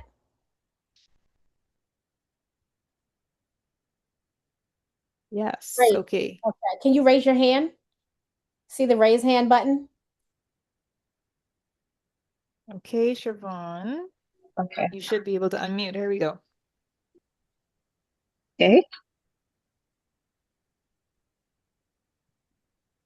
Hello. Yes. Can you Okay, hear we us? can hear you. I can hear you. Uh-huh, we can hear you. Okay. What was your question? Yeah. Can you repeat your question, Shervon? Yes, I would like if you can expound on some strategies for recovering from negative PR. Mm-hmm. Okay, so is the negative PR for a product-based business or a service-based business? Service-based business. Okay. Service-based business, yes, definitely. So when you're recovering from negative PR, that is called crisis comms, right? So when you hear people say crisis comms, and there are certain publicists who enjoy torture and all they do all day long is crisis comms, right? And that's kind of like what Olivia Pope and Associates was on Scandal. They always got someone in crisis, someone about to be blown up or lose their job or about to be exposed on the news. That is crisis comms. There is a communication strategy for every crisis. In general, if you have a service based business, your reputation is everything, because negative talk goes so much faster than, like, when somebody's happy. Think about it. When you're happy with something at a business, you don't run to the reviews unless if somebody says, "Hey, can you leave me a review?" Then you're like, "I guess I could do that." But when you're unhappy, you're like, "Oh, I can't believe they did this," and you get to going with your typing, right? So negative reviews last a lot longer, and they actually most people who are dropping negative talk about something, they look to recruit other people to agree with them. And that is the worst part about it, because they try to pollute other people about your business. What I would say is, whenever you're facing crisis comms without having too much information, are you able to summarize what it is in one sentence? Like, be real general and not specific? I actually don't mind. I don't mind being vulnerable. So I'm a consultant and I headed a government agency. And for other reasons, there was this stage thing, but it was very public. It was carried on the news. It was not truthful. Thank God, because of my network, a lot of people in the industries I work in know that it wasn't the truth. However, when I go after some new opportunities and people that don't know me, it's hard because you're not always in the room, Mm-hmm. especially dealing with different age levels. So I'm 50, so persons 50 and over, a lot of them know like that wasn't real. But then a lot of persons who aren't in those spaces. So it's more like dealing with when you're not like, how do you correct? Like, because I'm a risk manager. Mm-hmm. And so normally there are things where we would say in island terms, talk, bring talk. So you would avoid saying certain things. But then when you're completely silent, then it's like it grows legs or it precludes Absolutely. you from opportunities. So I'm trying to find like that balance because I've kind of been out of that segment for a while. For like, what is the strategy? Do you talk about it up front when you're having opportunities presented? Hey, this thing is floating on the internet. Do you address it front on? So that's what happened with me. Wow. So first of all, that is actually a common situation. So it's not too uncommon. What you're experiencing is a need for reputation repair, right? Yes, Because yes. it's personal to you.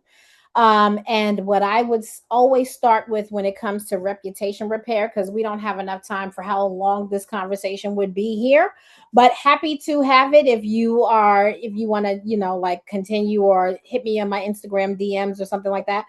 But I came from the music and the entertainment industry where they would, if people who told the truth were constantly under attack, right? Because they Yep. want you to fall in line and agree with things that aren't right. And so if you had the gall to actually call somebody out for something, you were under attack. So I know exactly what situation you're in. Hmm. You, I'm sure, have a long track record of wins. Is that right? In your career? Absolutely. Absolutely. Those become more valuable than ever. That is a campaign all about social proof.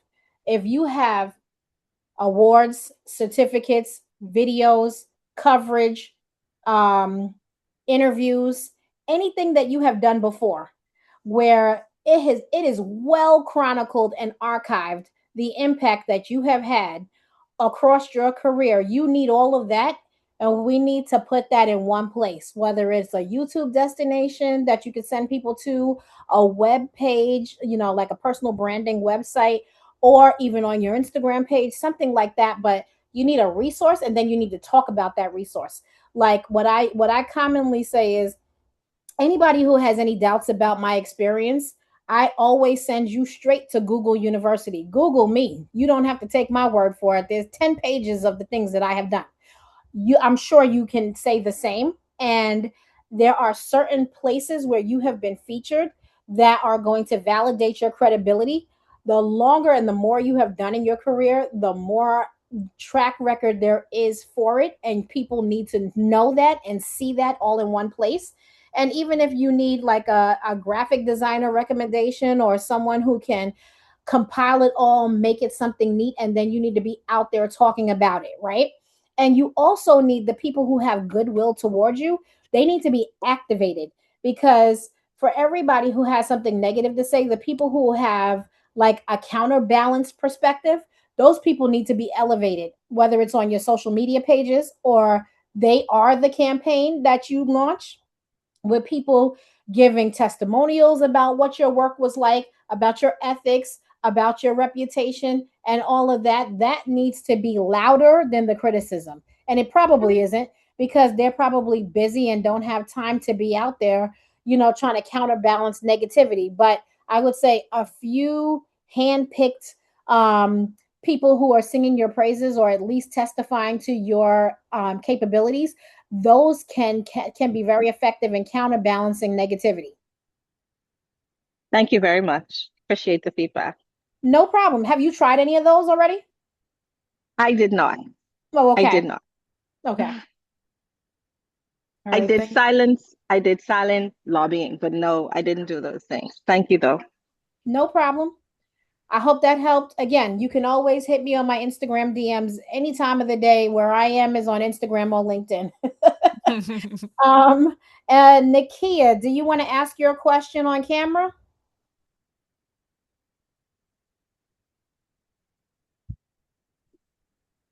Yes, Okay, can we put awesome. Nakia on? All right, Nikia, you can come off of mute now.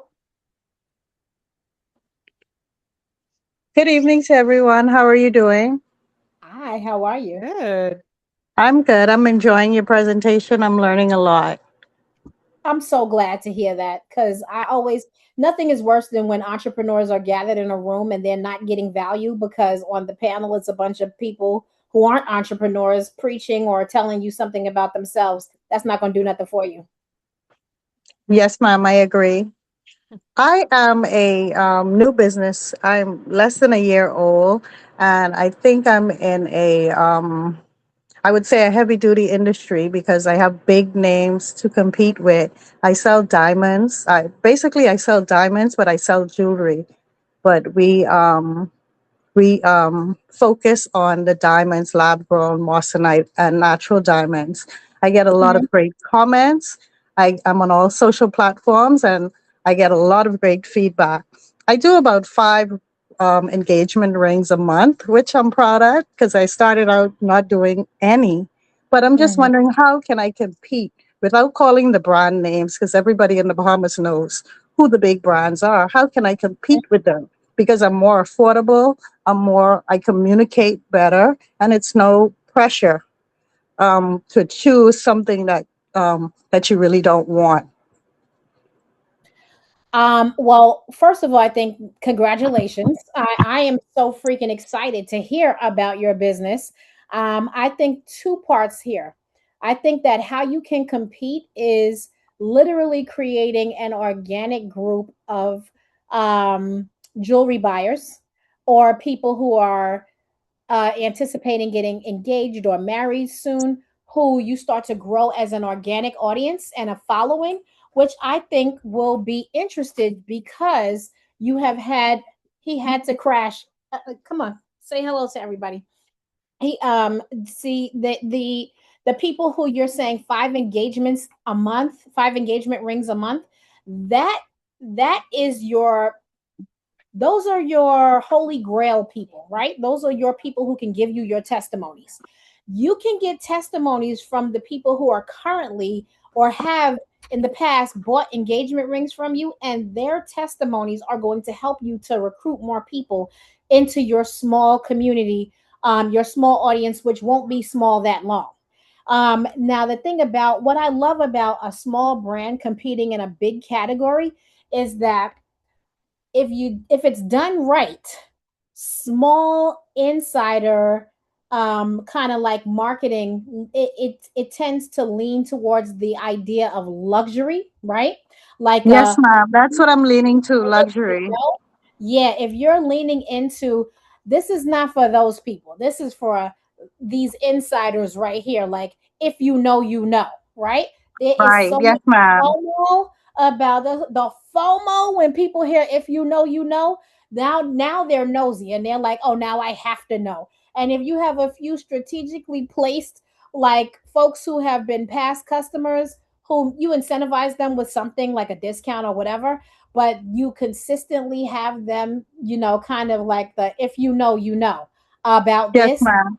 forget about it. I think that you grow a small but mighty social movement and audience with that because everyone does know all the key diamond. As soon as you said it, in my head, I saw all the people who are down Bay Street and at the Atlantis and at the Palomar, and I was like, I know exactly who her competitors are. But the thing is that when it comes to luxury, it's an insider's game. It's a if you know, you know, and we're not telling everybody else because we want to keep this small, private, and luxury. And I think you have so far to go with that. Yes, ma'am. I do offer online services, and that's another part of my business because I feel like with the time we're living in, we're always so busy, and sometimes you forget about moments. but you can reach out to me whenever you're available and we can discuss a piece. We can look at it online. We can decide on it. You can pay for it. I can completely package it and deliver it to you. All the options are yours. So I think I'm different from the big department store, but it's just trying to let the people know how different I am. I am so damn excited for you. All of that was amazing. Okay, Yes, so this wait, is awesome, Nakia. I see a lot you of people in the chat asking, where can we right, find you? What's the name of right. your business? So give yourself a little shout out. Give us the information. Okay. Thank you. I just recently got a grant from ABTC also, so I'm really proud of that. Hopefully, that will help me do everything I need to accomplish. Yep. Drop a link in this chat right now where everybody can find you. And Yes, and also, I'll definitely be on your Instagram too to get more insight. okay, Thank great. you so much. Thank But you, Nakia. really quickly, have you delved into celebrity? Like, they come there, they get engaged, they just need to buy their girlfriend a gift to keep her quiet, or any of the things that they do. No, I'm actually trying to ease my way. I'm just so fairly new, but I have all of that. I want to be a part of the bridal vendor party. I want to get into tourism because I want to make pieces that speak for my culture, not just sell diamond rings. I also want to do stuff that speaks to the Bahamas culture in diamonds. Um, this is just something that popped into my head real quick. But what you need to do is establish partnerships with um, wedding bookers at Yes, some of ma'am. these outlets, and then do something super non-traditional and do like a bridal party package. So, in most of the time, the diamonds are targeting the bride, but when it's a bridal party package, it could be a much smaller diamond that each person in the bridal party, the bride gifts it to them. Because we're talking about big spenders here. If they can afford to be at Albany, they have a wedding, they have their five girlfriends, sisters, whatever. This is something that Yes, the bride ma'am. can give as a gift to the bridal party, and she wasn't even thinking about it. And now she's Right. like, oh, there's a girls' trip somewhere where they want, Yeah. that would be a big deal. Yes, ma'am. I offer that, and I Yeah. also offer to photographers for photo shoots to try to do collaborations to get my name out there for brand awareness. Oh, so excited. I mean, Yeah, just I all am too, and you just have me more excited. so excited for you. That's what I'm talking about. Awesome. Thank you, Nakia. Thank you too, guys. Thank you. Anybody else want to come into the hot seat? This is what I call hot seat coaching. We actually have monthly hot seat coaching in the Headline Heroes group. If anybody wants to see it, you can go to my Instagram page and just see. Like, you can scroll through my Instagram page. There's a woman named T. Marie. She wrote a travel guide for anyone going to Ghana, and she's one of my rock star headline heroes. We worked on her launch. I was like, wait. We cannot run head first into a launch when you're not ready. Let's push the date back and start getting ready. And now she has an Amazon bestseller in the Awesome. category of travel guides to Africa. So it definitely works. Also, let me see. There's hot seat coaching also with a woman who has, anybody on here have talented kids? There's a woman named Ronnie Turner. Her daughter is a dancer, singer, and actress, and she's Mm. getting big opportunities out in Atlanta. Been recruited by an entertainment company. You can watch all of these live hot seat coaching opportunities. But anybody else here, Micheline, do you want to come up and talk about your automotive business? I would love that. As a hairstylist, how can I compete against other hairstylists and people that offer hair products and rent salons? Um, I'm gonna answer this really quickly while we wait for Micheline to answer. So, Bella, totally respect that you don't want to come on camera. Let me tell you what's one thing that most people don't take advantage of, but I do know a couple of hairstylists who are benefiting from this in LA. If you ever want to stand out from the sea of hairstylists that are out there, you need to craft some language and some strategies around maintaining healthy hair. Most people are great hairstylists and they tear your hair to pieces, frying it down or tearing it out, or don't care about the actual hair care, or, making sure that literally. The hair, I used to fly to LA to my hairstylist because he was the only person who helped me grow my hair after it was destroyed by weaves. And the way that he grew this hair, he was like, "Don't you dare put no heat near this hair. And all you're gonna do is braid it up, keep it in this weave for 3 months, and then you come back, I'll take it out, straighten it." But if you can position yourself as a person who actually helps people grow hair with your own list of healthy hair care protocol, practices, products, whatever that is, partner with someone who has a product and make your own twist on it, like your own special version of their conditioner. That will set you apart, because most people want to hit it and quit it, get in, do an amazing hairstyle, take the photo and move on, and they don't give a shit if your hair falls out, if it dries up, if it breaks off, whatever. But if you care about the hair care of it, there's opportunity there. I hope that helped.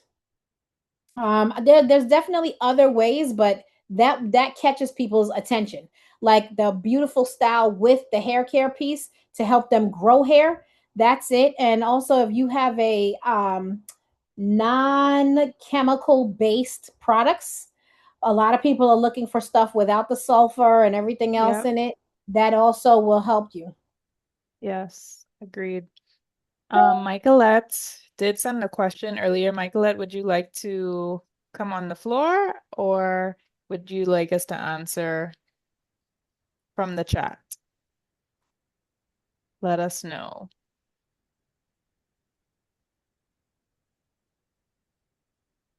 Okay, I'm gonna promote you to a Okay, great. panelist. You can come off mute. Good night. Can you hear me? We can hear you. Yes, good night. Okay. So I had a question. I have always been the face of my businesses.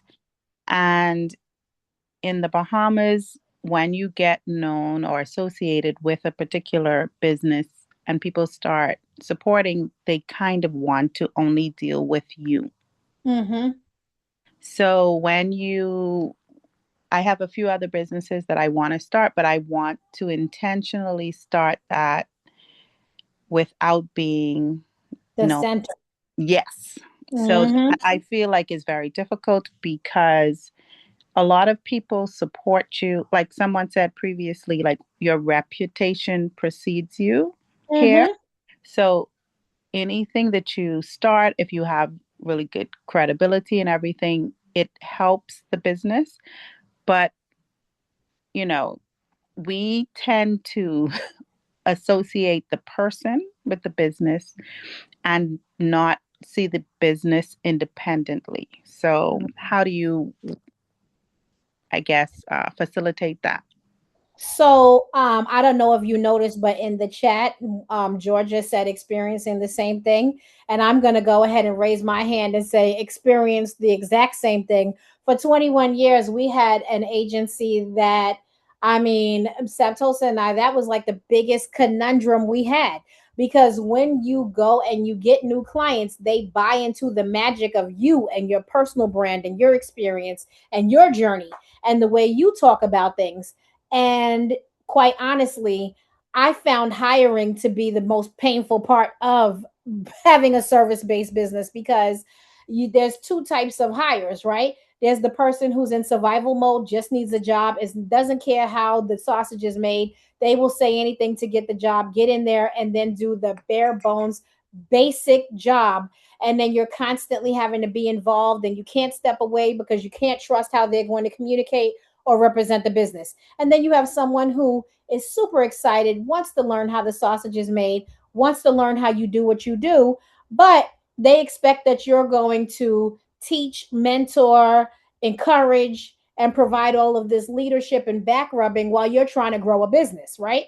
And so it's very difficult to find someone who has walked a mile in your shoes, who's bringing the same expertise along your journey to it, and they can represent it the way that you do, right? Very hard. I would say this: the way that I have been able to kind of circumvent this as an issue is establishing my AI agents, and at least having your SOPs agent literally create a word bank, create an SOPs protocol document system so that it's like a rule and a handbook. Like, you ever saw that movie about how McDonald's was created? They had Yes. they saw how they did it in this one restaurant, and they were like, we need to figure out how any idiot off the street can walk in and do these burgers just like this, and we create this manual, and this is how you do it. That is the basis for how it can be done, where it could be your business, but it doesn't have to be you working on every project, because especially for high ticket offers, the higher the investment, the more the client demands that it's you on their project, right? And you Right. cannot be, you have the same 24 hours everyone else does. Then you have family, you have personal responsibilities, and all of that. I would say that leaning a little bit more into AI, figuring out how to create an SOPs system so that you can learn how to train others on it and train agents on it. That will be a big help to you, because there's nothing you can do about splitting yourself in half. I would also say that the key selling points of the way that you market your business can't be about you. That is the mistake most entrepreneurs make. We center the biggest highlights in the marketing around things that only we could do. It cannot be that. It has to be a system that can be replicated, and that's the highlight of the marketing, right? When you start these other businesses. Because if you're selling you, and they have to have you involved. But if you're selling a system, some type of high value order about things, or way or process, then that's something someone else can do, and you don't have to be involved. And you can still own the business, check in, and get yourself a very qualified um, GM, general manager, operating officer, somebody who can act as an operator on your behalf. But they have to commit to doing it the way you do it. I hope that that helps, because that's really the only way around it. That's like one classic problem every entrepreneur comes up against. Yeah. Okay. Thank you. I appreciate it. It helps a little bit Uh-huh. because I understand the process. I think too, in the beginning of whatever you start, you're very present. Um, but it's the job market here is difficult too, to find someone that is quality and wants to work, I think. Mhm. I And think. I think everyone on this call, being an entrepreneur means that you have whatever that thing is that makes you show up even when no one is looking. That's right. So when you hire someone, I think for me, my biggest block is always having to remember that you have to tell them what to do and Hmm. remind them how to do it. Um, but And it's it's difficult. exhausting. Yeah, it is difficult to do that in the beginning when you don't have the time, to do it. So I think that if if there was a little bit more in the job market of people who are just, I mean, halfway just able to show up, I think it would be easier. But it may be if I can use it more with I think that that may help to even it out. So let me just share this for you and everybody else in the chat who is agreeing that they have the same problem. I would say that I had this exact same problem in my service business until I took a leap and actually said to myself, what do I have to lose? Because I have to train people anyway. I'm putting the same time in anyway, having to mentor and encourage and teach and correct the whole time. Like, I'm going to try this agent thing. And it worked out for me. I have 9 agents that help me run my business. They're a sales and landing page copywriter, a long form writer, a social writer. I mean, but with service based businesses, I feel like the most painful part, it's the brain work, right? It's the big brain activity, visionary work, because that has to come from you. It can't come from somebody else. And so a lot of the writing projects were painful, proposals and RFPs were painful. And I think that you have a lot to benefit from agents. But I think your agents, based on what type of industry you're in, need to be trained to pieces.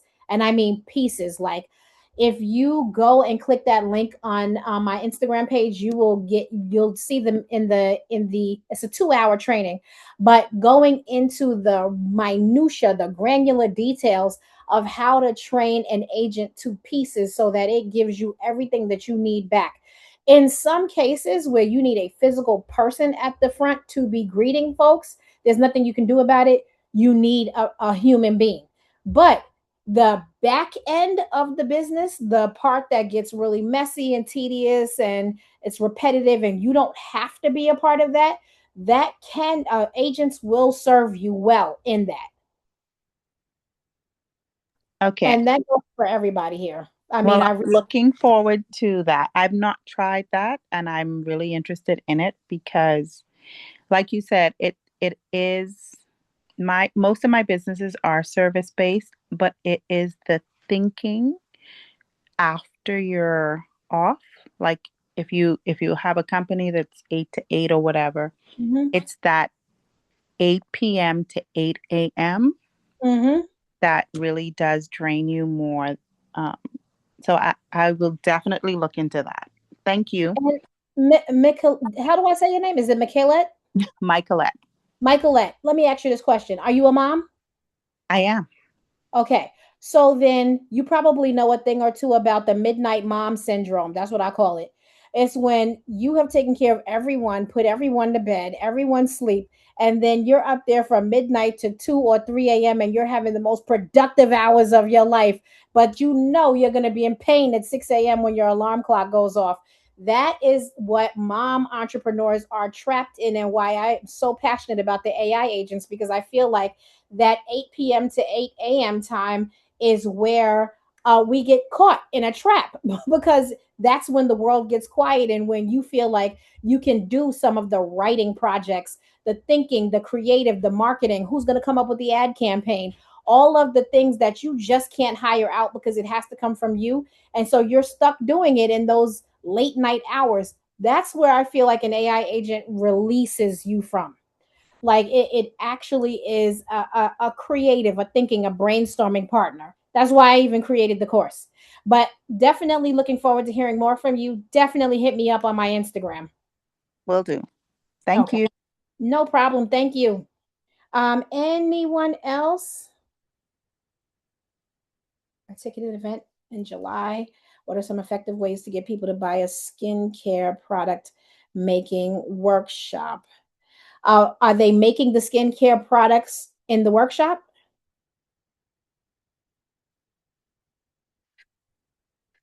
Yes, they are, she says.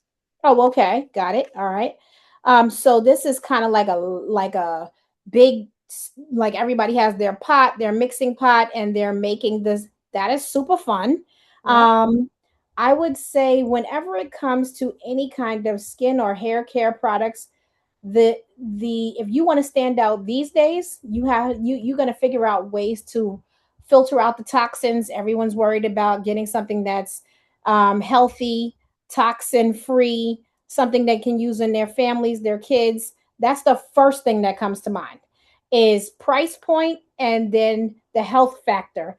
Is it genuinely healthy? Because what you get when you talk about health care, and I mean skincare and hair care products, is a lot of people getting called out for being fraudulent, because there might be something like everybody saw that crisis with Mael last year. Yeah. I mean, that was a crisis and it just got worse the more that she talked. That is what can happen when you are not prepared for the growth of the business and then to talk about what's in the products. So I would say teaching folks how to do their own products, but in some kind of organic, healthy, toxin free, way, that's immediately a marketing advantage. Price point, always another advantage. And also, I would say people are really into less ingredients being more. So if you could teach people how to make things with stuff that's already in their kitchen cabinet and it helps their face, like, some type of olive oil, lemon, oregano mixture, and they can actually use it on their face, that just becomes a viral moment on social media. Um, I would say those are the kinds of talking points and marketing language you can use to draw people in, because they'll be like, "Oh, that's something I can do. It makes it easy. Oh, I have those types of things in my closet. I can do that." It doesn't sound like rocket science, or that they need a scientist sitting near them or a laboratory to start mixing stuff up. It makes it something that they can do. Yeah, and I think leaning into the experience of it, that's a thing that's blowing up in NASA. You know, you see jewelry making and all of these different classes that you can take. Hmm. So persons are looking for something to do. So taking advantage and say, bring your girls and come to a skincare class. We're gonna do our skincare routine together. Really leaning into that culture, people looking for new things to do. And I've not seen any skincare classes. So that's something unique. Yeah, that's unique already. And then stuff that they can demo on their skin in the moment. Like, I see a lot of people whipping up stuff and making skincare stuff that looks like desserts Yeah. and that kind of thing. Like, that could be a thing. Like, is this chocolate pie, or is this like some kind of souffle for your face, something like that. How to get my newly cleaning company selling cleaning products and tools out there. Again, cleaning products go under a ton of scrutiny about, are they healthy for the baby? Are they healthy for the family? Are they healthy for the pets? Can I use these? Do they have these cancer causing toxins? Anything like that, your immediate selling point should be what's in it, the ingredients, and that. And then price point always, and then how clean it actually gets whatever it's trying to clean. Like, those kinds of testimonials will be helpful. All right. Leandra also has a question. Hmm.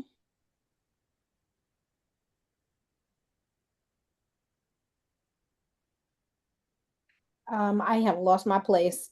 Where is So Leon? I released a pilot episode for a show in 2022, and now we are making a comeback with the final episodes. Any ideas how we can make our audience care for the show again, especially since it's been 4 years since we released the pilot episode?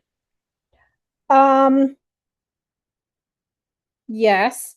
First, I would say, even though you released an episode 4 years ago, don't assume that most people remember that, because attention span is short in supply everywhere. Life is lifing. People are busy. They're all over the place. So don't assume that most people will remember that that came out. I would try it again with a fresh marketing campaign, or a new title. I would also say, for the few people that will remember it from years ago, are there opportunities to present outtakes, funny behind the scene moments, things that they have not seen that you can go out there with first? And alternate endings are a big thing, especially with social, right? Because you see that Issa Rae and all these other people are making these um, short programming type of series for TikTok and Instagram. You can do we're going to air the show on this network, but we have an alternate ending on TikTok. And we have an alternate ending, and just do an alternate ending that is, 3 minutes long or less, and air that somewhere so that people have to go find the alternate ending somewhere. I would say that that's how you inject like some new kind of reason for people to tune in, is like they're going to get something new and different out of it. Also, I would say, when it comes to a show, are they personally invested in the actors in the show? And if they are, you should leverage that and have them engage their communities as well. If they're personally invested in the show coming out and people watching it, make sure your actors are doing their job as well. Your filmmakers are talking about it, because it can't just be you. Just see who is willing to start a conversation about it and get involved. Did I miss any? No, so we're now on to Magdalene. She's the last question in the chat. I'm a service provider in the beauty industry, and one of my biggest struggles right now is the fear of failing. I genuinely love what I do and I'm very passionate about it, but I still find myself scared to fully go out on my own. Did you ever experience fear or self doubt while building your business? And if so, how did you push past it? So, the short answer is absolutely. I experience self doubt every day, even after 20 years in business, because the thing about a business is that it's like growing a child, right? It goes through so many different phases and different eras of its life, and for each one you're the entrepreneur that gave birth to it. You're growing it, you're pushing it past its current level, because your business should never remain the same as it was when it started. It's going to grow, evolve, stretch. It's going to stretch you, it's going to push you. Sometimes it can push you to your limits of your sanity. And so self doubt is totally normal. That just means you're an entrepreneur. Pushing past it is what we do. Um, I think that when it comes to when you say scared to fully go out on my own, I was 27 when I was like, oh, got a new mortgage, but oh well, I'm quitting my job. This is what I'm doing. And I wasn't a mom then. I wasn't taking care of my mom who has Alzheimer's. I wasn't doing any of that. It was just me. And so I had the luxury of taking a leap and not knowing if I was going to crash or what. If you are not in a situation where you can take that leap, I would say you need to definitely be strategic about the transition.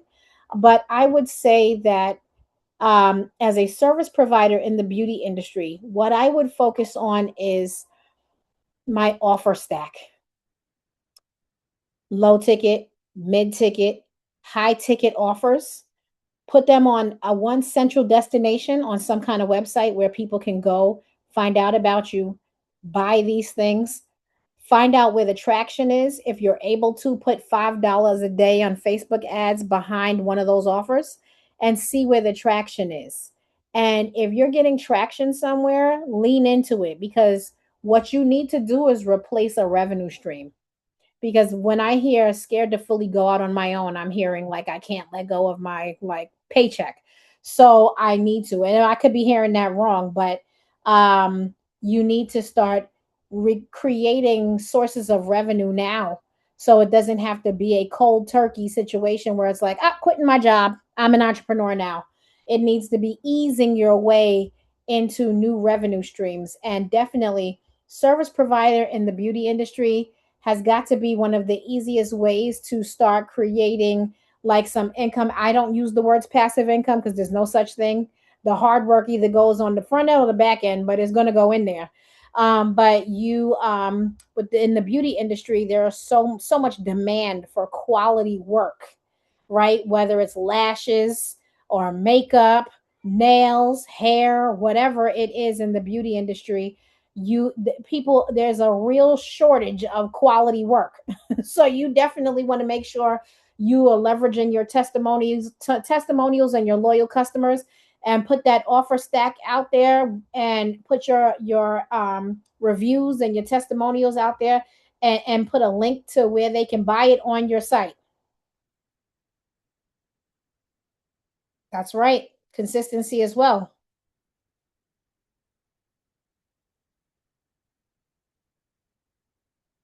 That she Michaelette just said a mouthful right there, okay?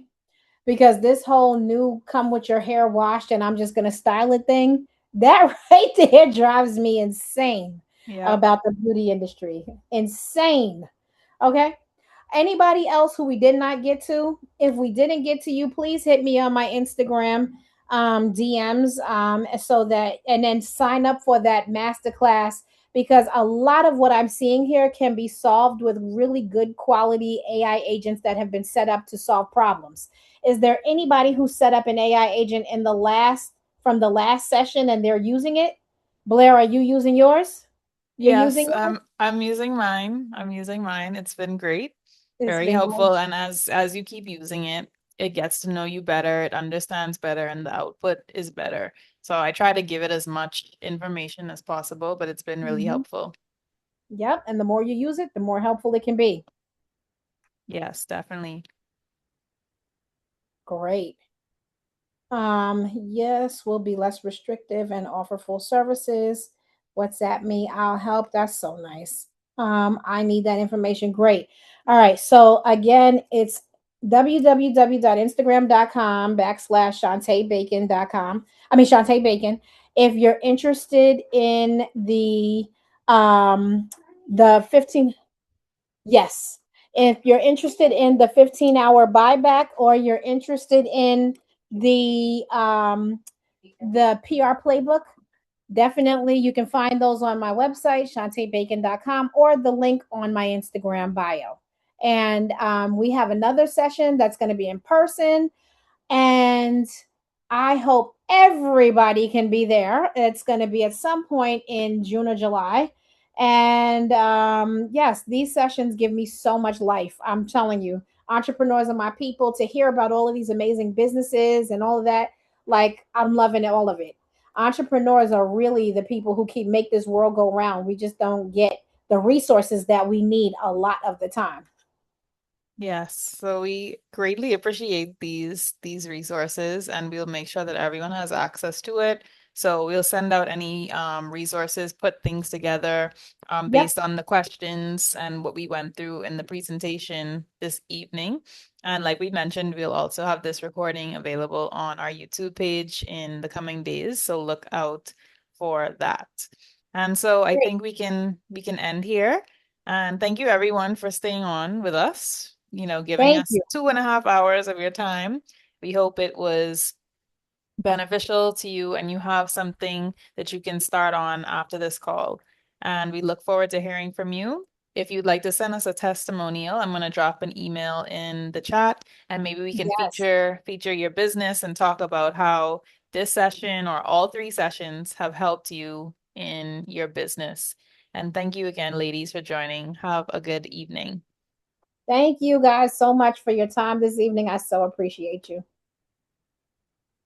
Yes, thank you, Shante. Oh, no problem. Thank you for having me. I loved it. And I put the anybody who's looking to do the AI agent build, $8. There goes the QR code, and you can sign up for it. It'll be released in 2 weeks. Awesome. I'm So just we'll reading leave the we'll comments. leave the call up for just a bit if anyone needs to scan the QR code. This has been great.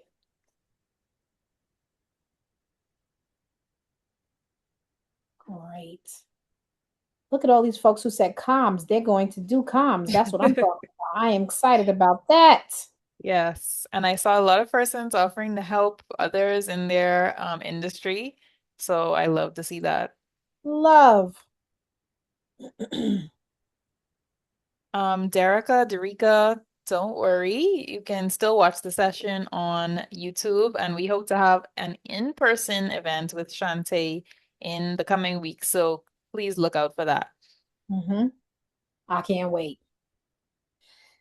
Ooh. Oh, yes.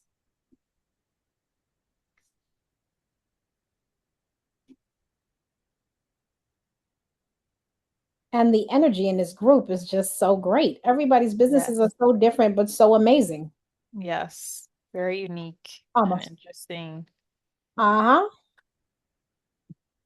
All right. So we're leaving that up. I am going to jump because my boy needs me. No problem. So we'll stay on, or I'll stay on for a second just to keep the screen up, if Okay. anyone else needs to get it, and then we'll end the call there. So you can feel free to go. Okay. I just seen one more question. Starting a cleaning company and selling cleaning supplies. I think we got to that question already. Yes, we did. Well, I will see you all soon. All right. Thank you, Shante, and good night, everyone. Good night.